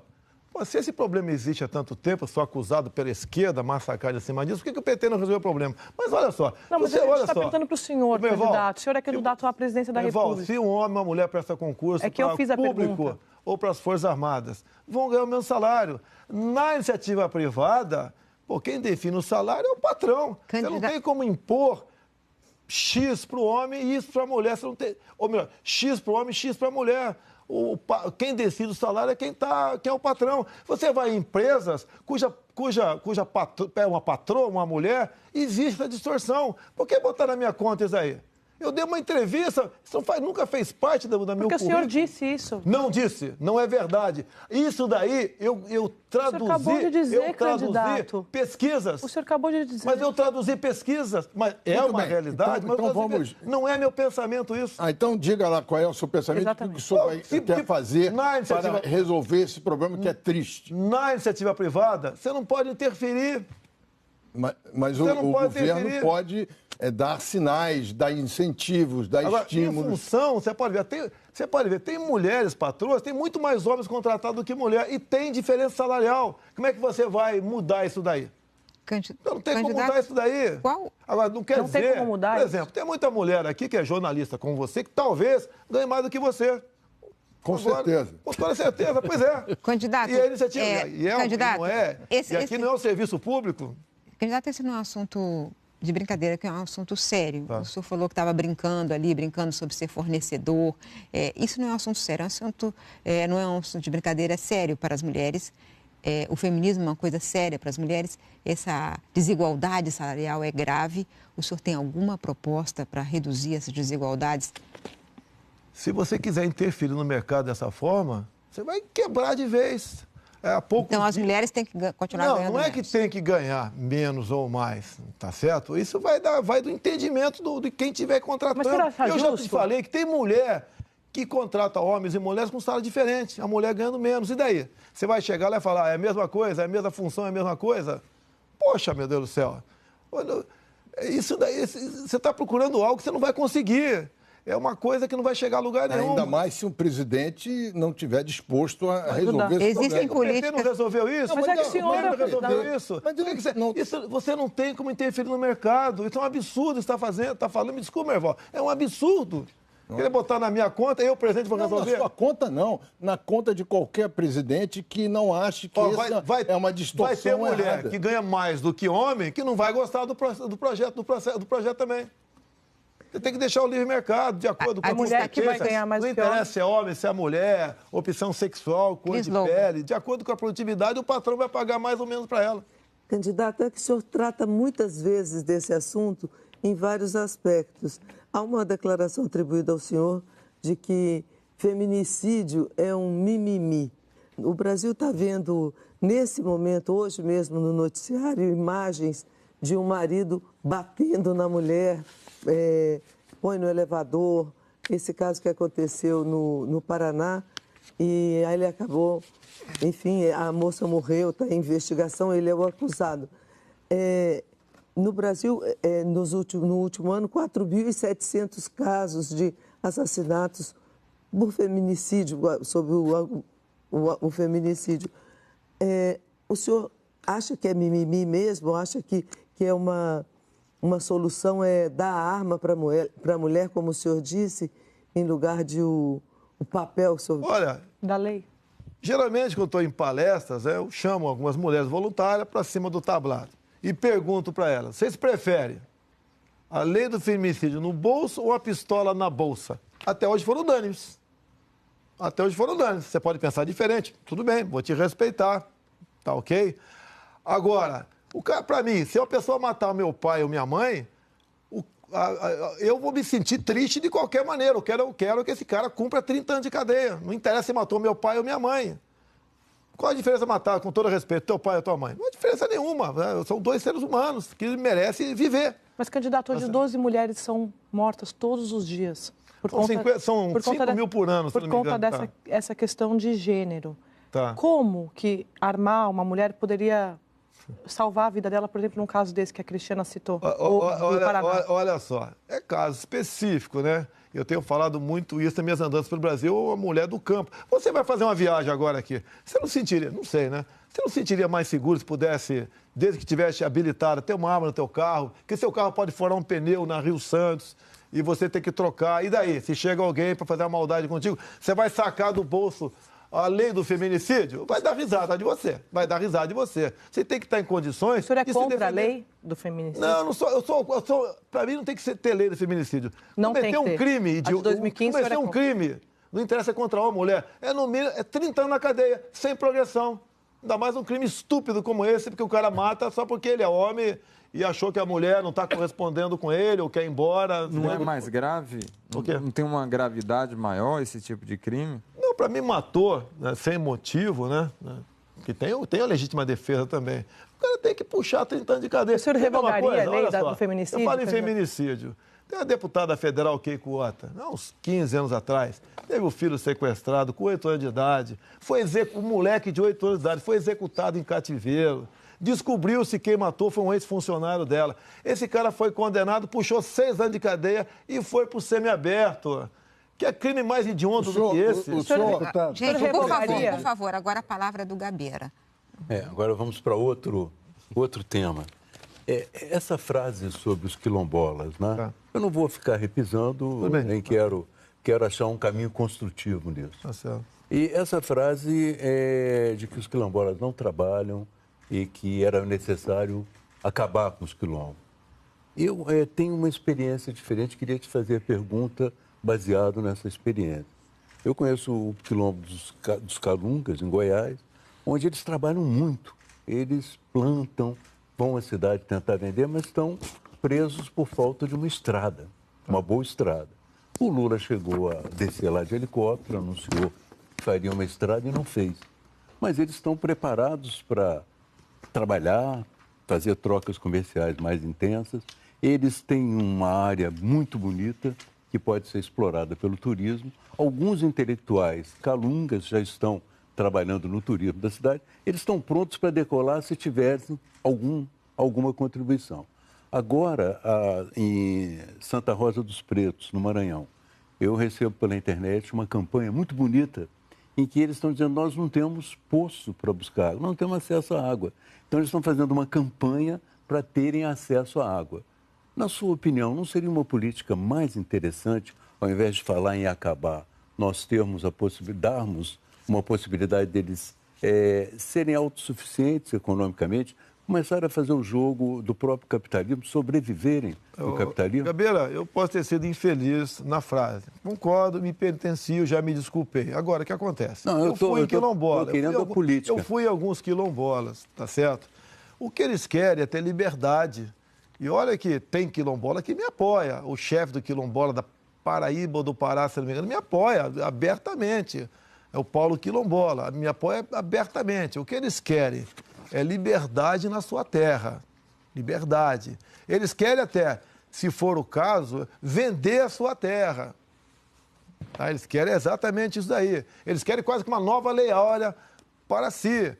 E o governo não pode continuar gastando de forma indefinida com eles, tá certo? Eles têm que dar independência para trabalhar e serem produtivos, mas são impedidos também. Mas quer dizer que, na sua opinião, é possível, então, fazer com que eles se desenvolvam economicamente. É isso que é importante. E esperamos, o Gabeira, uma coisa muito importante agora, que o Supremo está para decidir, para esses próximos dias, a questão do marco temporal. O que está definido, tá certo? Que você não pode se criar mais reservas indígenas no Brasil, a não ser aquelas detectadas até por ocasião da Constituição. E o governo quer ampliar o prazo. Tá? Essas invasões de terra patrocinada pelo CIMI, até pela FUNAI, em fazendas no Brasil, em especial o Mato Grosso do Sul, vai se avolumar. Não, mas eu estou falando dos quilombos ainda. Mas tem a ver. Vai valer para os quilombolas também. vai valer para os quilombolas também. Agora, o Brasil não pode continuar... Você pode ver, o Brasil tem mais da metade do seu território demarcado, contra terra indígena, Parque Nacional, quilombola, área de proteção ambiental, etc. Um montão de coisa. O Brasil está se inviabilizando tocante a isso aí. Quilombolas, eles querem, como o TIV Israel, né, trouxe essa proposta para cá, eles querem transformar os quilombolas em quilombutes. Eles querem fazer isso aí. Agora, hoje em dia, eles estão presos dentro da sua terra. Irmão. Sim, mas o interessante, então, não é acabar com, não, mas estimular um outro caminho. Aceito a tua sugestão, tá certo? Não precisa acabar outro caminho, você tem razão. E para que se desenvolva. E até, Gabeira, se quiser vender, que venda a sua terra.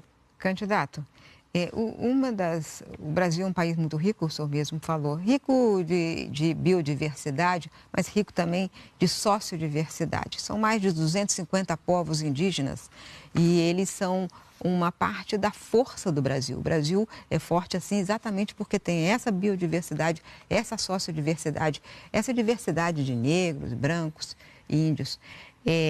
O senhor falou recentemente que se dependesse do senhor, os índios não teriam nem mais um pedaço de terra, um centímetro de terra. Eu errei. É nem mais 1 milímetro, certo? 1 milímetro. Tá. Agora é o seguinte, quando a gente olha assim com imagens de satélite, certamente o senhor já viu, imagens de satélite, as terras indígenas são as mais bem preservadas. E a gente precisa dessa preservação para a proteção ambiental, para a proteção climática.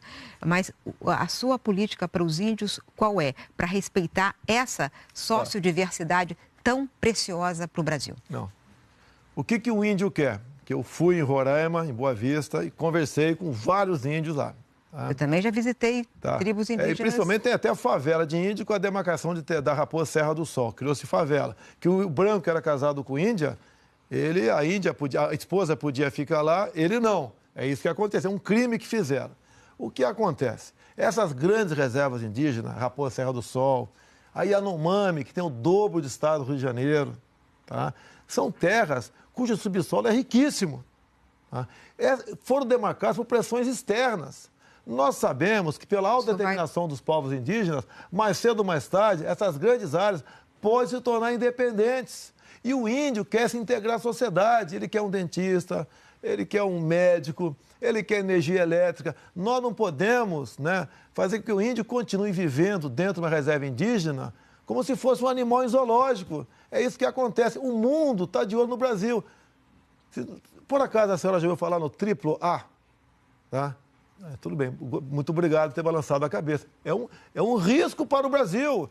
Triplo A, Andes, Amazônia, Atlântico, né? Um corredor ecológico enorme que varia de 50 a 150 quilômetros de largura. São 136 milhões de hectares que decidiu-se que essa área é vital para o mundo. Nós vamos perder toda a calha norte do Rio Solimões e Amazonas. Nós vamos perder a Amazônia, a área mais rica do mundo. O que você vai fazer com os índios se o senhor for presidente? Mantém as reservas e vamos integrar a sociedade. Como o Exército faz um trabalho maravilhoso tocante a isso, incorporando índios, tá certo? Às Forças Armadas. Eu já apresentei uma proposta para alguns generais. Vamos fazer com que alguns índios partam para a linha da estabilidade. Esse é o homem para defender a nossa Amazônia. Vão preservar o meio ambiente? Sim.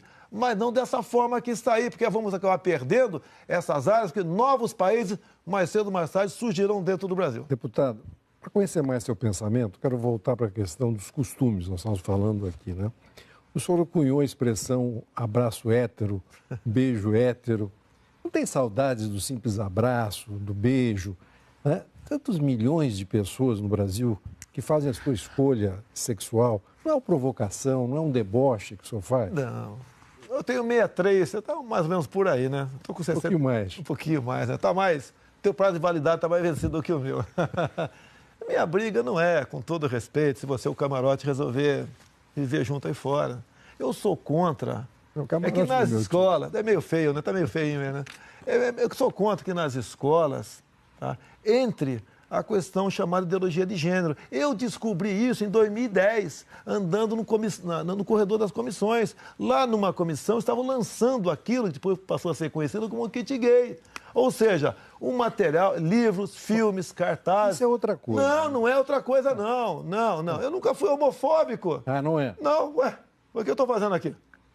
Tá? Eu nunca fui homofóbico. Então, o que acontece? Eu não posso admitir que criança com 6 anos de idade assinam filmes como Encontrando Bianca, Probabilidade, onde meninos se beijam, meninas se acariciam para combater a homofobia. Tá na cara, se criancinha de 6 anos de idade assistir isso, no intervalo o Joãozinho vai querer namorar o Pedrinho. Mas o senhor respeita. E um pai não quer chegar em casa, encontrar o filho brincando de boneca por influência da escola. Evidente, mas o senhor respeita os homossexuais? Nunca tive problema com homossexual nenhum. Não. Mas o senhor respeita? Eu tenho certeza até. Mas desculpa aqui, alguém sabe se eu sou gay aqui? Isso não é uma coisa que o senhor fala tanto em beijo hétero e tal, que às vezes o Freud vem a tá vendo? Eu desconfio de você também, pô. Candidato. A sua maneira de gesticular, mas não tem nada a ver com a tua vida. E o que interessa não é se nós saímos daqui e vamos ali dormir com outra pessoa, não interessa o sexo. Cada um leva a tua vida como bem entender. Agora, não posso admitir, eu quero até repetir aqui, um pai não quer chegar em casa, encontrar o filho brincando com boneca por influência da escola. Será que eu estou errado nisso daí? Meu Deus do céu! Será que eu estou errado nisso? O patrimônio de um pai e de uma mãe são seus filhos. E não querem eles se envolvendo precocemente na sexualidade. É só isso. Agora, como esse pessoal ativista não tinha argumentos para me demover disso, me rotularam de homofóbico. E hoje em dia está quase desfeito esse rótulo. O que tem de gay, páginas de direita gay no Brasil, como Smith House em São Paulo, tá certo? Tem tanto. Candidato. Hoje em dia eu acho, até sou capaz de comprovar, que entre os gays eu ganho. Eu sei o mais votado.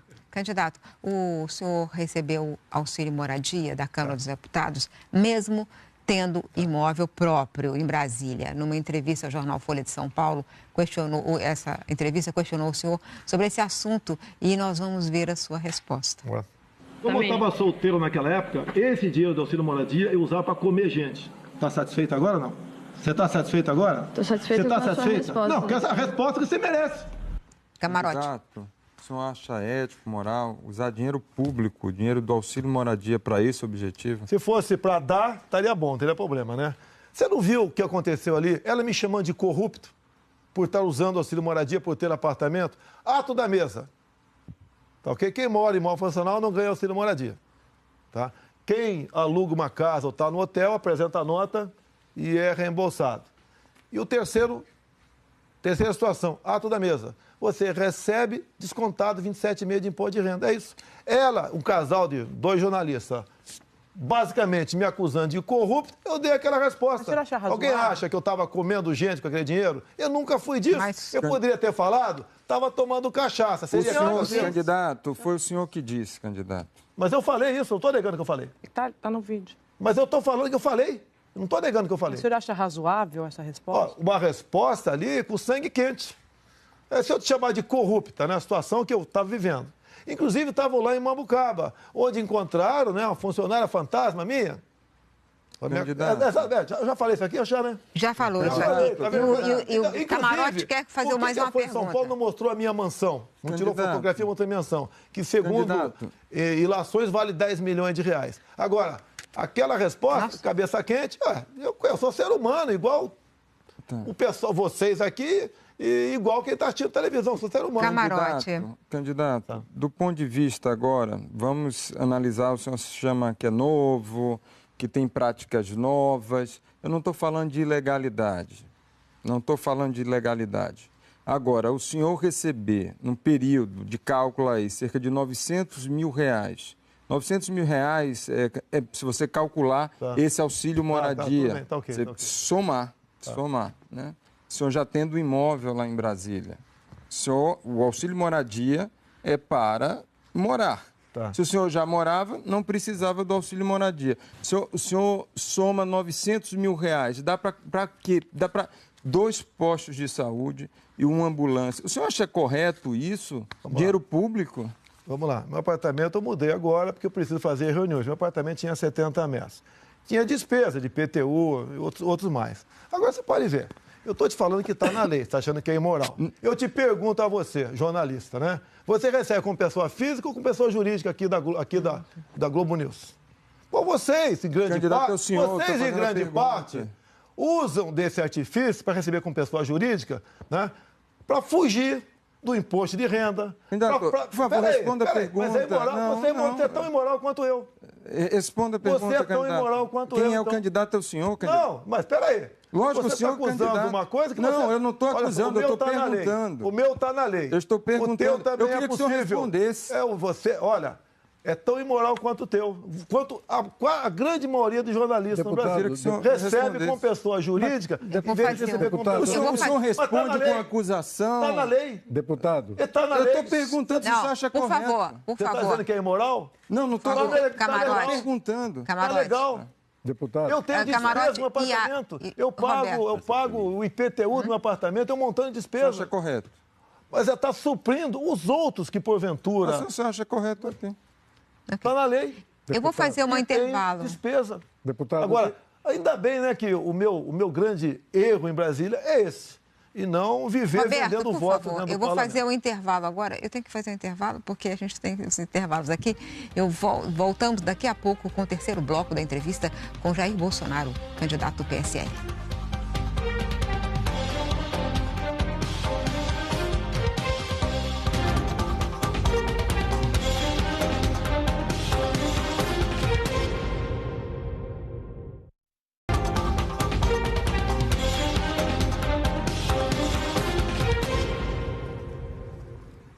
A central das eleições de volta e quem começa fazendo a pergunta é Mário Sérgio Conte.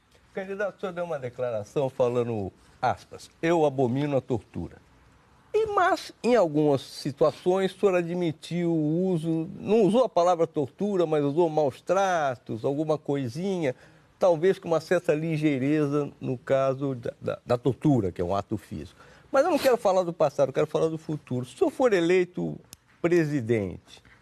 Olha, o Brasil é signatário de tratados e acordos internacionais. O último é o Pacto de São José da Costa Rica, que se refere à Carta da OEA e à Carta de Fundação da ONU, que classificam a tortura como condenável, abominável, indigna da conduta humana. Como é que o senhor vai tratar do tema tortura caso seja presidente? Mantendo os tratados, sendo radicalmente contra, punindo, ou com esse tom que o senhor está dando meio ameno de vez em quando? Olha, a palavra tortura cai em mim por ser militar. Não, estou falando outra coisa. É inadmissível a tortura. Eu abri falando isso. Não. Na própria Câmara, né? Eu cheguei em 91, capitão do Exército. Não sei se o Gabeira estava lá, tá? Cheguei em 94. Então, Gabeira, tinha um montão de ex-preso político, anistiado, etc., que o pessoal olhava para mim com muito carinho. E ali começou-se a discutir já, muitos falavam em rever ali da anistia, não começou a Comissão da Verdade, foi mais tarde um pouquinho ainda, Comissão de Anistia, etc. E ali, tá certo, nesses embates, tá, falavam coisas que não eram verdade. Queriam se vitimizar. Algumas eram, outras não. E daí as caneladas minhas aconteceram lá dentro. Entrou a palavra tortura, falei, isso que dá torturar não matar. Mas foi num flagrou de uma briga parlamentar. Respondi processo por isso injustamente, porque eu tenho imunidade para falar o que eu quiser, mesmo que seja a maior besteira do mundo. Mas... obrigado pela oportunidade, realmente é inadmissível. E no futuro, o senhor presidente mantém os tratados, vai punir com rigor a tortura?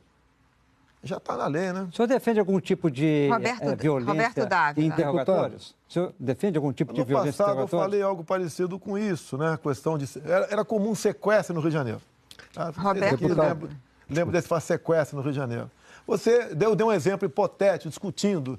Você pega, tem um garoto sequestrado que depende de um medicamento que vai morrer, e você pega o cara no orelhão, telefonando, e o cara não quer falar onde está o cativeiro. Tá? O que você tem que fazer com esse cara? Vai falar ou não vai? Vai usar o uso excessivo da força ou não? Porque a família está sendo torturada, aquela criança pode morrer. Qual tratamento tem que dispensar? É uma decisão difícil. E naquele momento eu falei que ele tinha que abrir a boca, não interessa como. Deputado, contra todas as evidências, né? Inclusive os historiadores mais importantes, é claro que houve ditadura no Brasil, o senhor nega, né? Como é que nós podemos imaginar que o senhor presidente da República não vai fazer atos, aspas, ditatoriais, já que o senhor não considera que houve ditadura no Brasil? Olha, quem sempre quis o controle social da mídia foi o PT, não fui eu.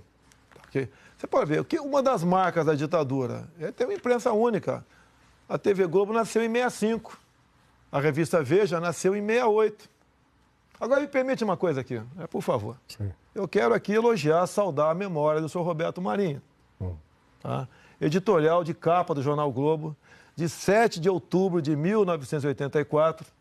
Abre aspas, senhor Roberto Marinho, abre aspas. Participamos da Revolução de 1964, identificados com os anseios nacionais de preservação das instituições democráticas, ameaçadas pela radicalização ideológica, distúrbios sociais, greves e corrupção generalizada. Fecha aspas. O senhor Roberto Marinho, o senhor acha que ele foi um democrata ou um ditador? O senhor... Acabei de falar. Por favor, me responda. Não, ele é um democrata ou um ditador? Eu vou lhe perguntar. O senhor, houve ditadura no Brasil ou não houve ditadura no Brasil? Houve período de exceções. Você pode ver, falar em fechar o Congresso, tá certo? O que é o Congresso fechado? O senhor não fecharia o Congresso? Olha só, o que é um Congresso fechado? Mais ou menos 10 meses, mais ou menos, total. Não tinha nenhum cabo na porta, ninguém entra, ninguém sai. O Congresso não produzia leis. Sim. Fechado. Candidato, com Sarney para cá. O Congresso tem fechado por mais de 10 anos por medida provisória. O que foi mais violento que o Congresso? Aquele período lá, 10 meses milhares ou 10 de exilados, centenas de caçados. Candidato, o importante é saber o seguinte, Supremo... não é o passado, mas... futuro? É o futuro. Num governo seu, é essa a pergunta, a essência da pergunta do Roberto Dávila que eu gostaria que o senhor respondesse. Num governo seu, que risco há de se repetir esses atos do passado que o senhor acha que não são ditatoriais? A senhora Miriam, zero. Zero. Era um momento diferente, era uma outra época que aconteceu aquilo lá. Nós tínhamos a Guerra Fria. A senhora sabe que não houve 31 de março, né? Houve 2 de abril. Tá? Quem caçou o João Goulart foi o Congresso Nacional, por aclamação. Dia 11, depois, teve eleições presidenciais. À luz da Constituição, Castelo Branco foi eleito, inclusive com voto de Ulisses Guimarães. Roberto. É história. E costumo perguntar muitas vezes, né? Perguntar para o Gabeira aqui. Posso perguntar, Gabeira? Você responder não. Então, faz de conta que você é meu sparring aqui, tá certo? Tancredo Neves foi eleito de forma democrática ou não? Responda, Gabeira, por favor. Tancredo Neves foi eleito de forma democrática? Nós não somos candidatos, a gente quer saber o seu pensamento. De forma indireta, como 5 militares foram eleitos também. De vocês era uma Maluf. A de vocês, que eu tinha 10 anos de idade, 15 anos, não sei, candidato tá certo? Da posição. Eu não votei no Maluf, não. Não, o candidato da oposição que triunfou até agora era o Maluf. Era o candidato do governo militar. Candidato, eu queria fazer uma Ele não foi eleito, não é assim. Mas que ditadura era essa? Não teve força para ele. Você fala em ditadura, em eleição em ditadura, não há um contrassenso toda vez que você me perguntar, você vai receber uma resposta difícil para você. Tá certo. E não me perguntar. Candidato, essa é a sua opinião? Ok, isso já manifestou? A gente queria perguntar outra coisa. Quero perguntar o seguinte. O senhor recentemente disse que pensa em aumentar o número de ministros do Supremo Tribunal Federal para 21. E isso aí foi pensado por governos autoritários. Por exemplo, Hugo Chávez. O senhor não se sente constrangido de repetir uma ideia que foi implantada por Hugo Chávez? Vamos lá. Se fizermos uma pesquisa aí sobre credibilidade do Congresso e do Supremo, esses números são muito próximos. Tá? Lamentavelmente, o nosso Supremo está deixando a desejar. E quando eu falei isso, né, inclusive tem uma nota agora do Noblar, vamos partir do princípio que é verdadeira, a jornalista também erra, certo? Partir que é verdadeira, diz na nota lá que uma fonte, um ministro, né, antigo do Supremo Tribunal Federal, disse que caso o Bolsonaro ganhe eleições, ele renunciaria ou pedir aposentadoria antes para que essa vaga dele fosse preenchida pelo atual governo e não pelo meu governo no ano que vem.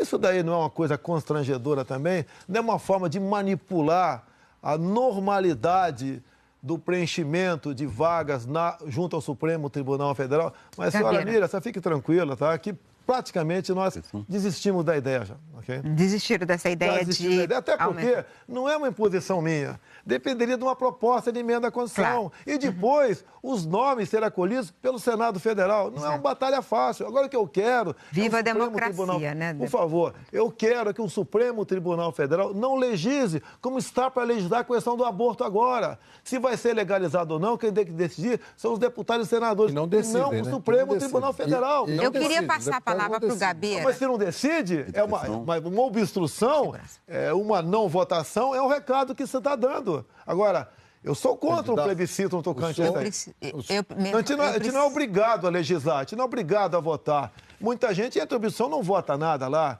Agora, essa questão do aborto, se for decidido um dia, que seja o parlamento, que lá é o local de se decidir essas questões. O Gabeira tem uma pergunta. Para questões realmente importantes da educação. Uma das suas propostas é de fazer com que a disciplina e a visão do colégio militar seja comum a todos os colégios do Brasil. Nós sabemos que os colégios militares são bons, né? Têm uma boa qualidade. Mas, hoje em dia, a educação na Finlândia, por exemplo, a preocupação maior é preparar as pessoas para aprender a aprender, para serem criativos, para estarem preparados para o mercado de trabalho. E quando a disciplina é muito rígida, ela é muito boa para preparar o militar, mas não é boa para preparar o estudante completamente para esse momento novo no mercado. A tecnologia que exige dele muito mais flexibilidade do que no passado. Então, eu me pergunto, seria possível trazer a disciplina militar e a excelência dos colégios militares para os colégios do Brasil? Gabeira, não sei se entendi o teu questionamento, que você falou que eu tenho dificuldade, tá certo? Então, vou seguir a tua crítica, a tua observação aí. Você pode ver, ITA e IME são boas faculdades, universidades ou não? Não há dúvida. Olha só, em vez de o PP, o meu filho aqui, o Flávio Bolsonaro, negociando com o prefeito de Caxias, com o comando da PM, nós teremos a partir do ano que vem a primeira escola militarizada pela Polícia Militar aqui no Rio de Janeiro.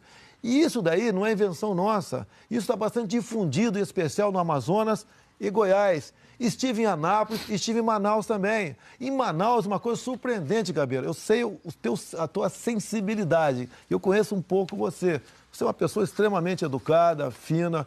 Eu sou apaixonado por você, pode ter certeza disso, Gabeira. Pode ter certeza disso. E lá fui numa escola, num bairro, Gabeira, que era um bairro mais pobre e mais violento de Manaus. E foi botada uma escola lá. E nessa garotada incutiu-se o quê? Hierarquia e disciplina. Então, tudo que faz num quartel, a molecada faz lá, se apresenta, entra em forma, chama a professora não de tia, mas de senhora, não tem celular em sala de aula, não tem briga, mas não tem mais nada. E o percentual de aprovados em concursos é muito além do normal que acontece em todo. Então, nós estamos tirando o pobre da situação de miséria, com instrução e não com programas assistenciais. E eu acho, opinião minha, né, se alguém tiver errado, por favor, que acontece o seguinte, em cada uma comunidade pobre que nós temos aqui, temos Alemão, temos aqui Mangueira, temos tantas, tem a própria Rocinha, tá certo? Se ali embaixo pintar um colégio dessa forma, militarizado, eu acho que vai ajudar em muito, e muito mais que a própria UPP, que, no meu entender, exauriu-se e não deu certo mais aqui. Intervalo, agora vai ter um intervalo. A preparação do colégio militar para o militar é muito boa, mas a preparação de um colégio militar para um mercado caótico e que demanda flexibilidade já não é tão adequada. Gabeira, o objetivo da educação é formar um bom profissional lá na frente. O que nós estamos formando hoje em dia? Militantes de esquerda. Qual é a preocupação no ensino básico? É a ideologia de gênero. Meu Deus do céu, está tudo errado. Candidato, e custo também, você tem que gastar menos aqui embaixo do que lá em cima. Eu preciso fazer um intervalo. A Central das Eleições faz mais um rápido intervalo. Voltamos já com o último bloco dessa entrevista com o Jair Bolsonaro.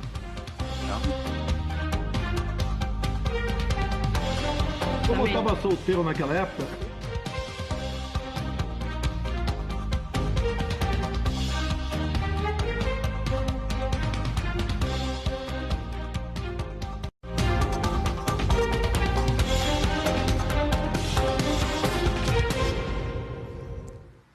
A central das eleições está de volta e hoje entrevista Jair Bolsonaro, candidato do PSL. Nesse último bloco, a gente vai fazer um ping-pong de perguntas e respostas curtas.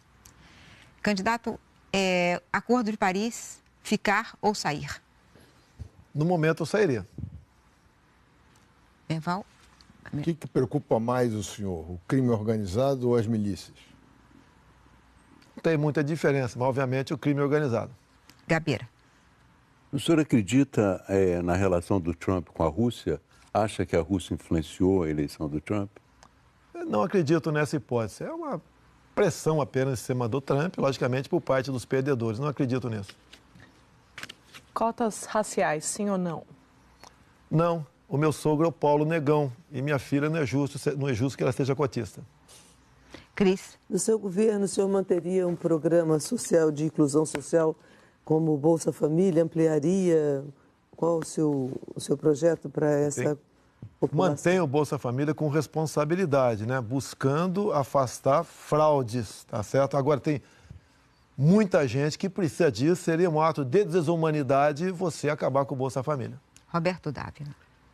Veja como, às vezes, o preconceito, né, destrói uma relação. Né? O senhor ficou 2 horas e meia numa cadeira vermelha. Se sentiu bem? As cores do Exército são vermelho e azul. O vermelho não é do PT. Até o PT nasceu em 1980. Estou me sentindo muito bem aqui.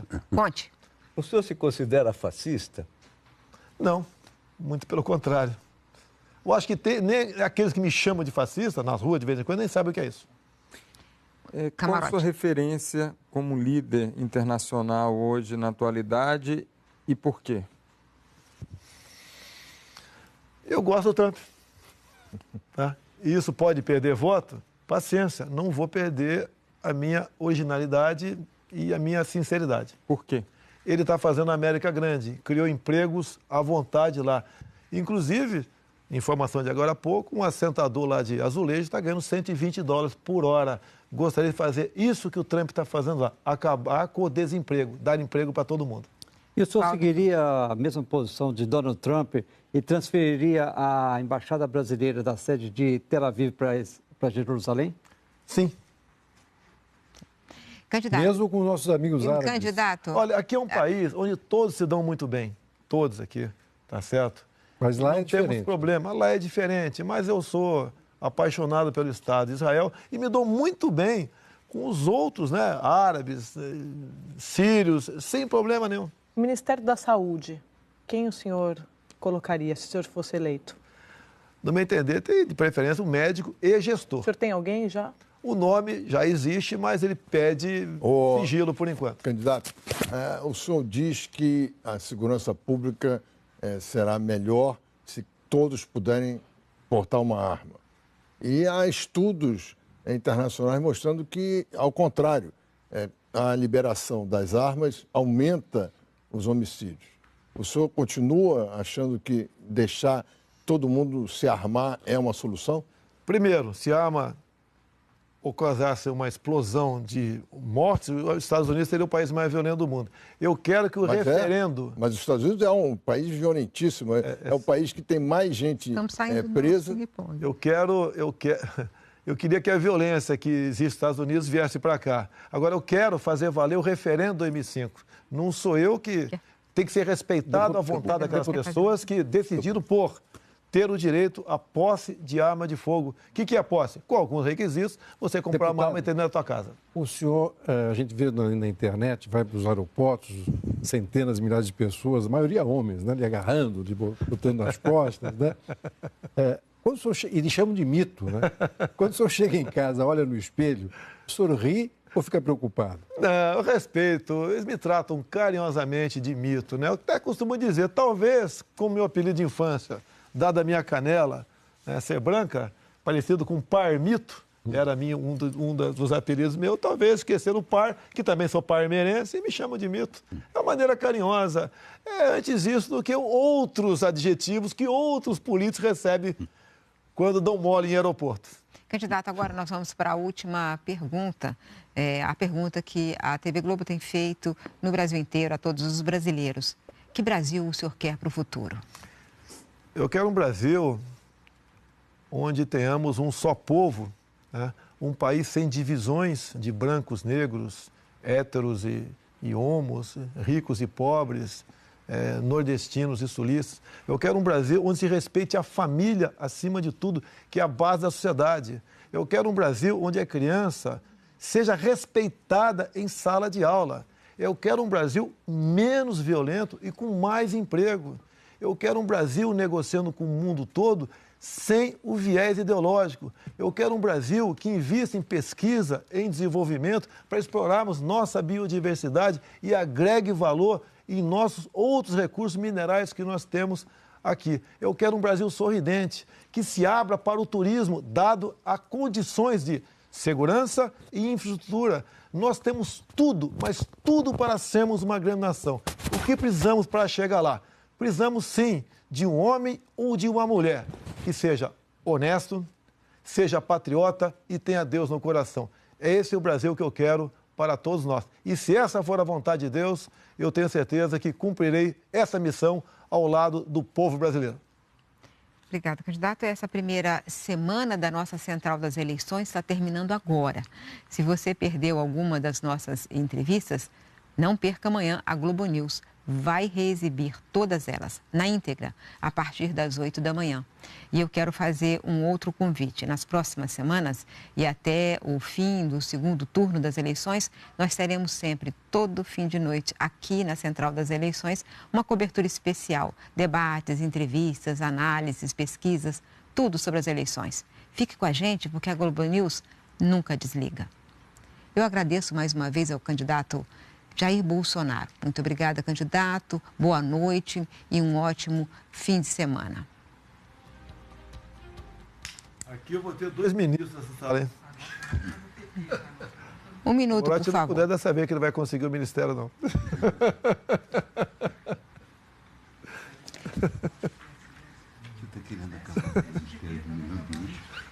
Fala, Gabriela. Eu queria que esperasse um pouquinho, porque tá...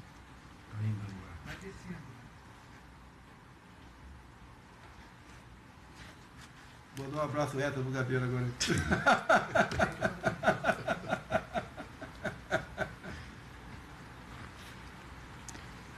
Em relação às declarações do candidato Jair Bolsonaro sobre o Globo em 1964, o Grupo Globo emitiu a seguinte nota, abre aspas. O candidato Jair Bolsonaro disse há pouco que o Roberto Marinho, em editorial de 1984, afirmou que participava do que chamava de Revolução de 64. Identificado com os anseios nacionais de preservação das instituições democráticas. É fato. Como todos os grandes jornais à época, com exceção da Última Hora, o Globo apoiou editorialmente o golpe com o objetivo reiterado de Roberto Marinho 20 anos depois. O candidato Bolsonaro esqueceu-se, porém, de dizer que em 30 de agosto de 2013, o Globo publicou um editorial em que reconheceu que o apoio ao golpe de 64 foi um erro. Nele, o jornal disse não ter dúvidas de que o apoio pareceu aos que dirigiam o jornal na época e viveram aquele momento a atitude certa, visando ao bem do país. E finaliza com essas palavras o editorial. Abre aspas. À luz da história, contudo, não há por que não reconhecer hoje, explicitamente, que o apoio foi um erro. Assim como equivocadas foram as outras decisões editoriais. No período que decorreram desse desacerto original. A democracia é um valor absoluto e corre em risco, e ela só pode ser salva por si mesma. Fecha aspas. Uma boa noite e um bom fim de semana.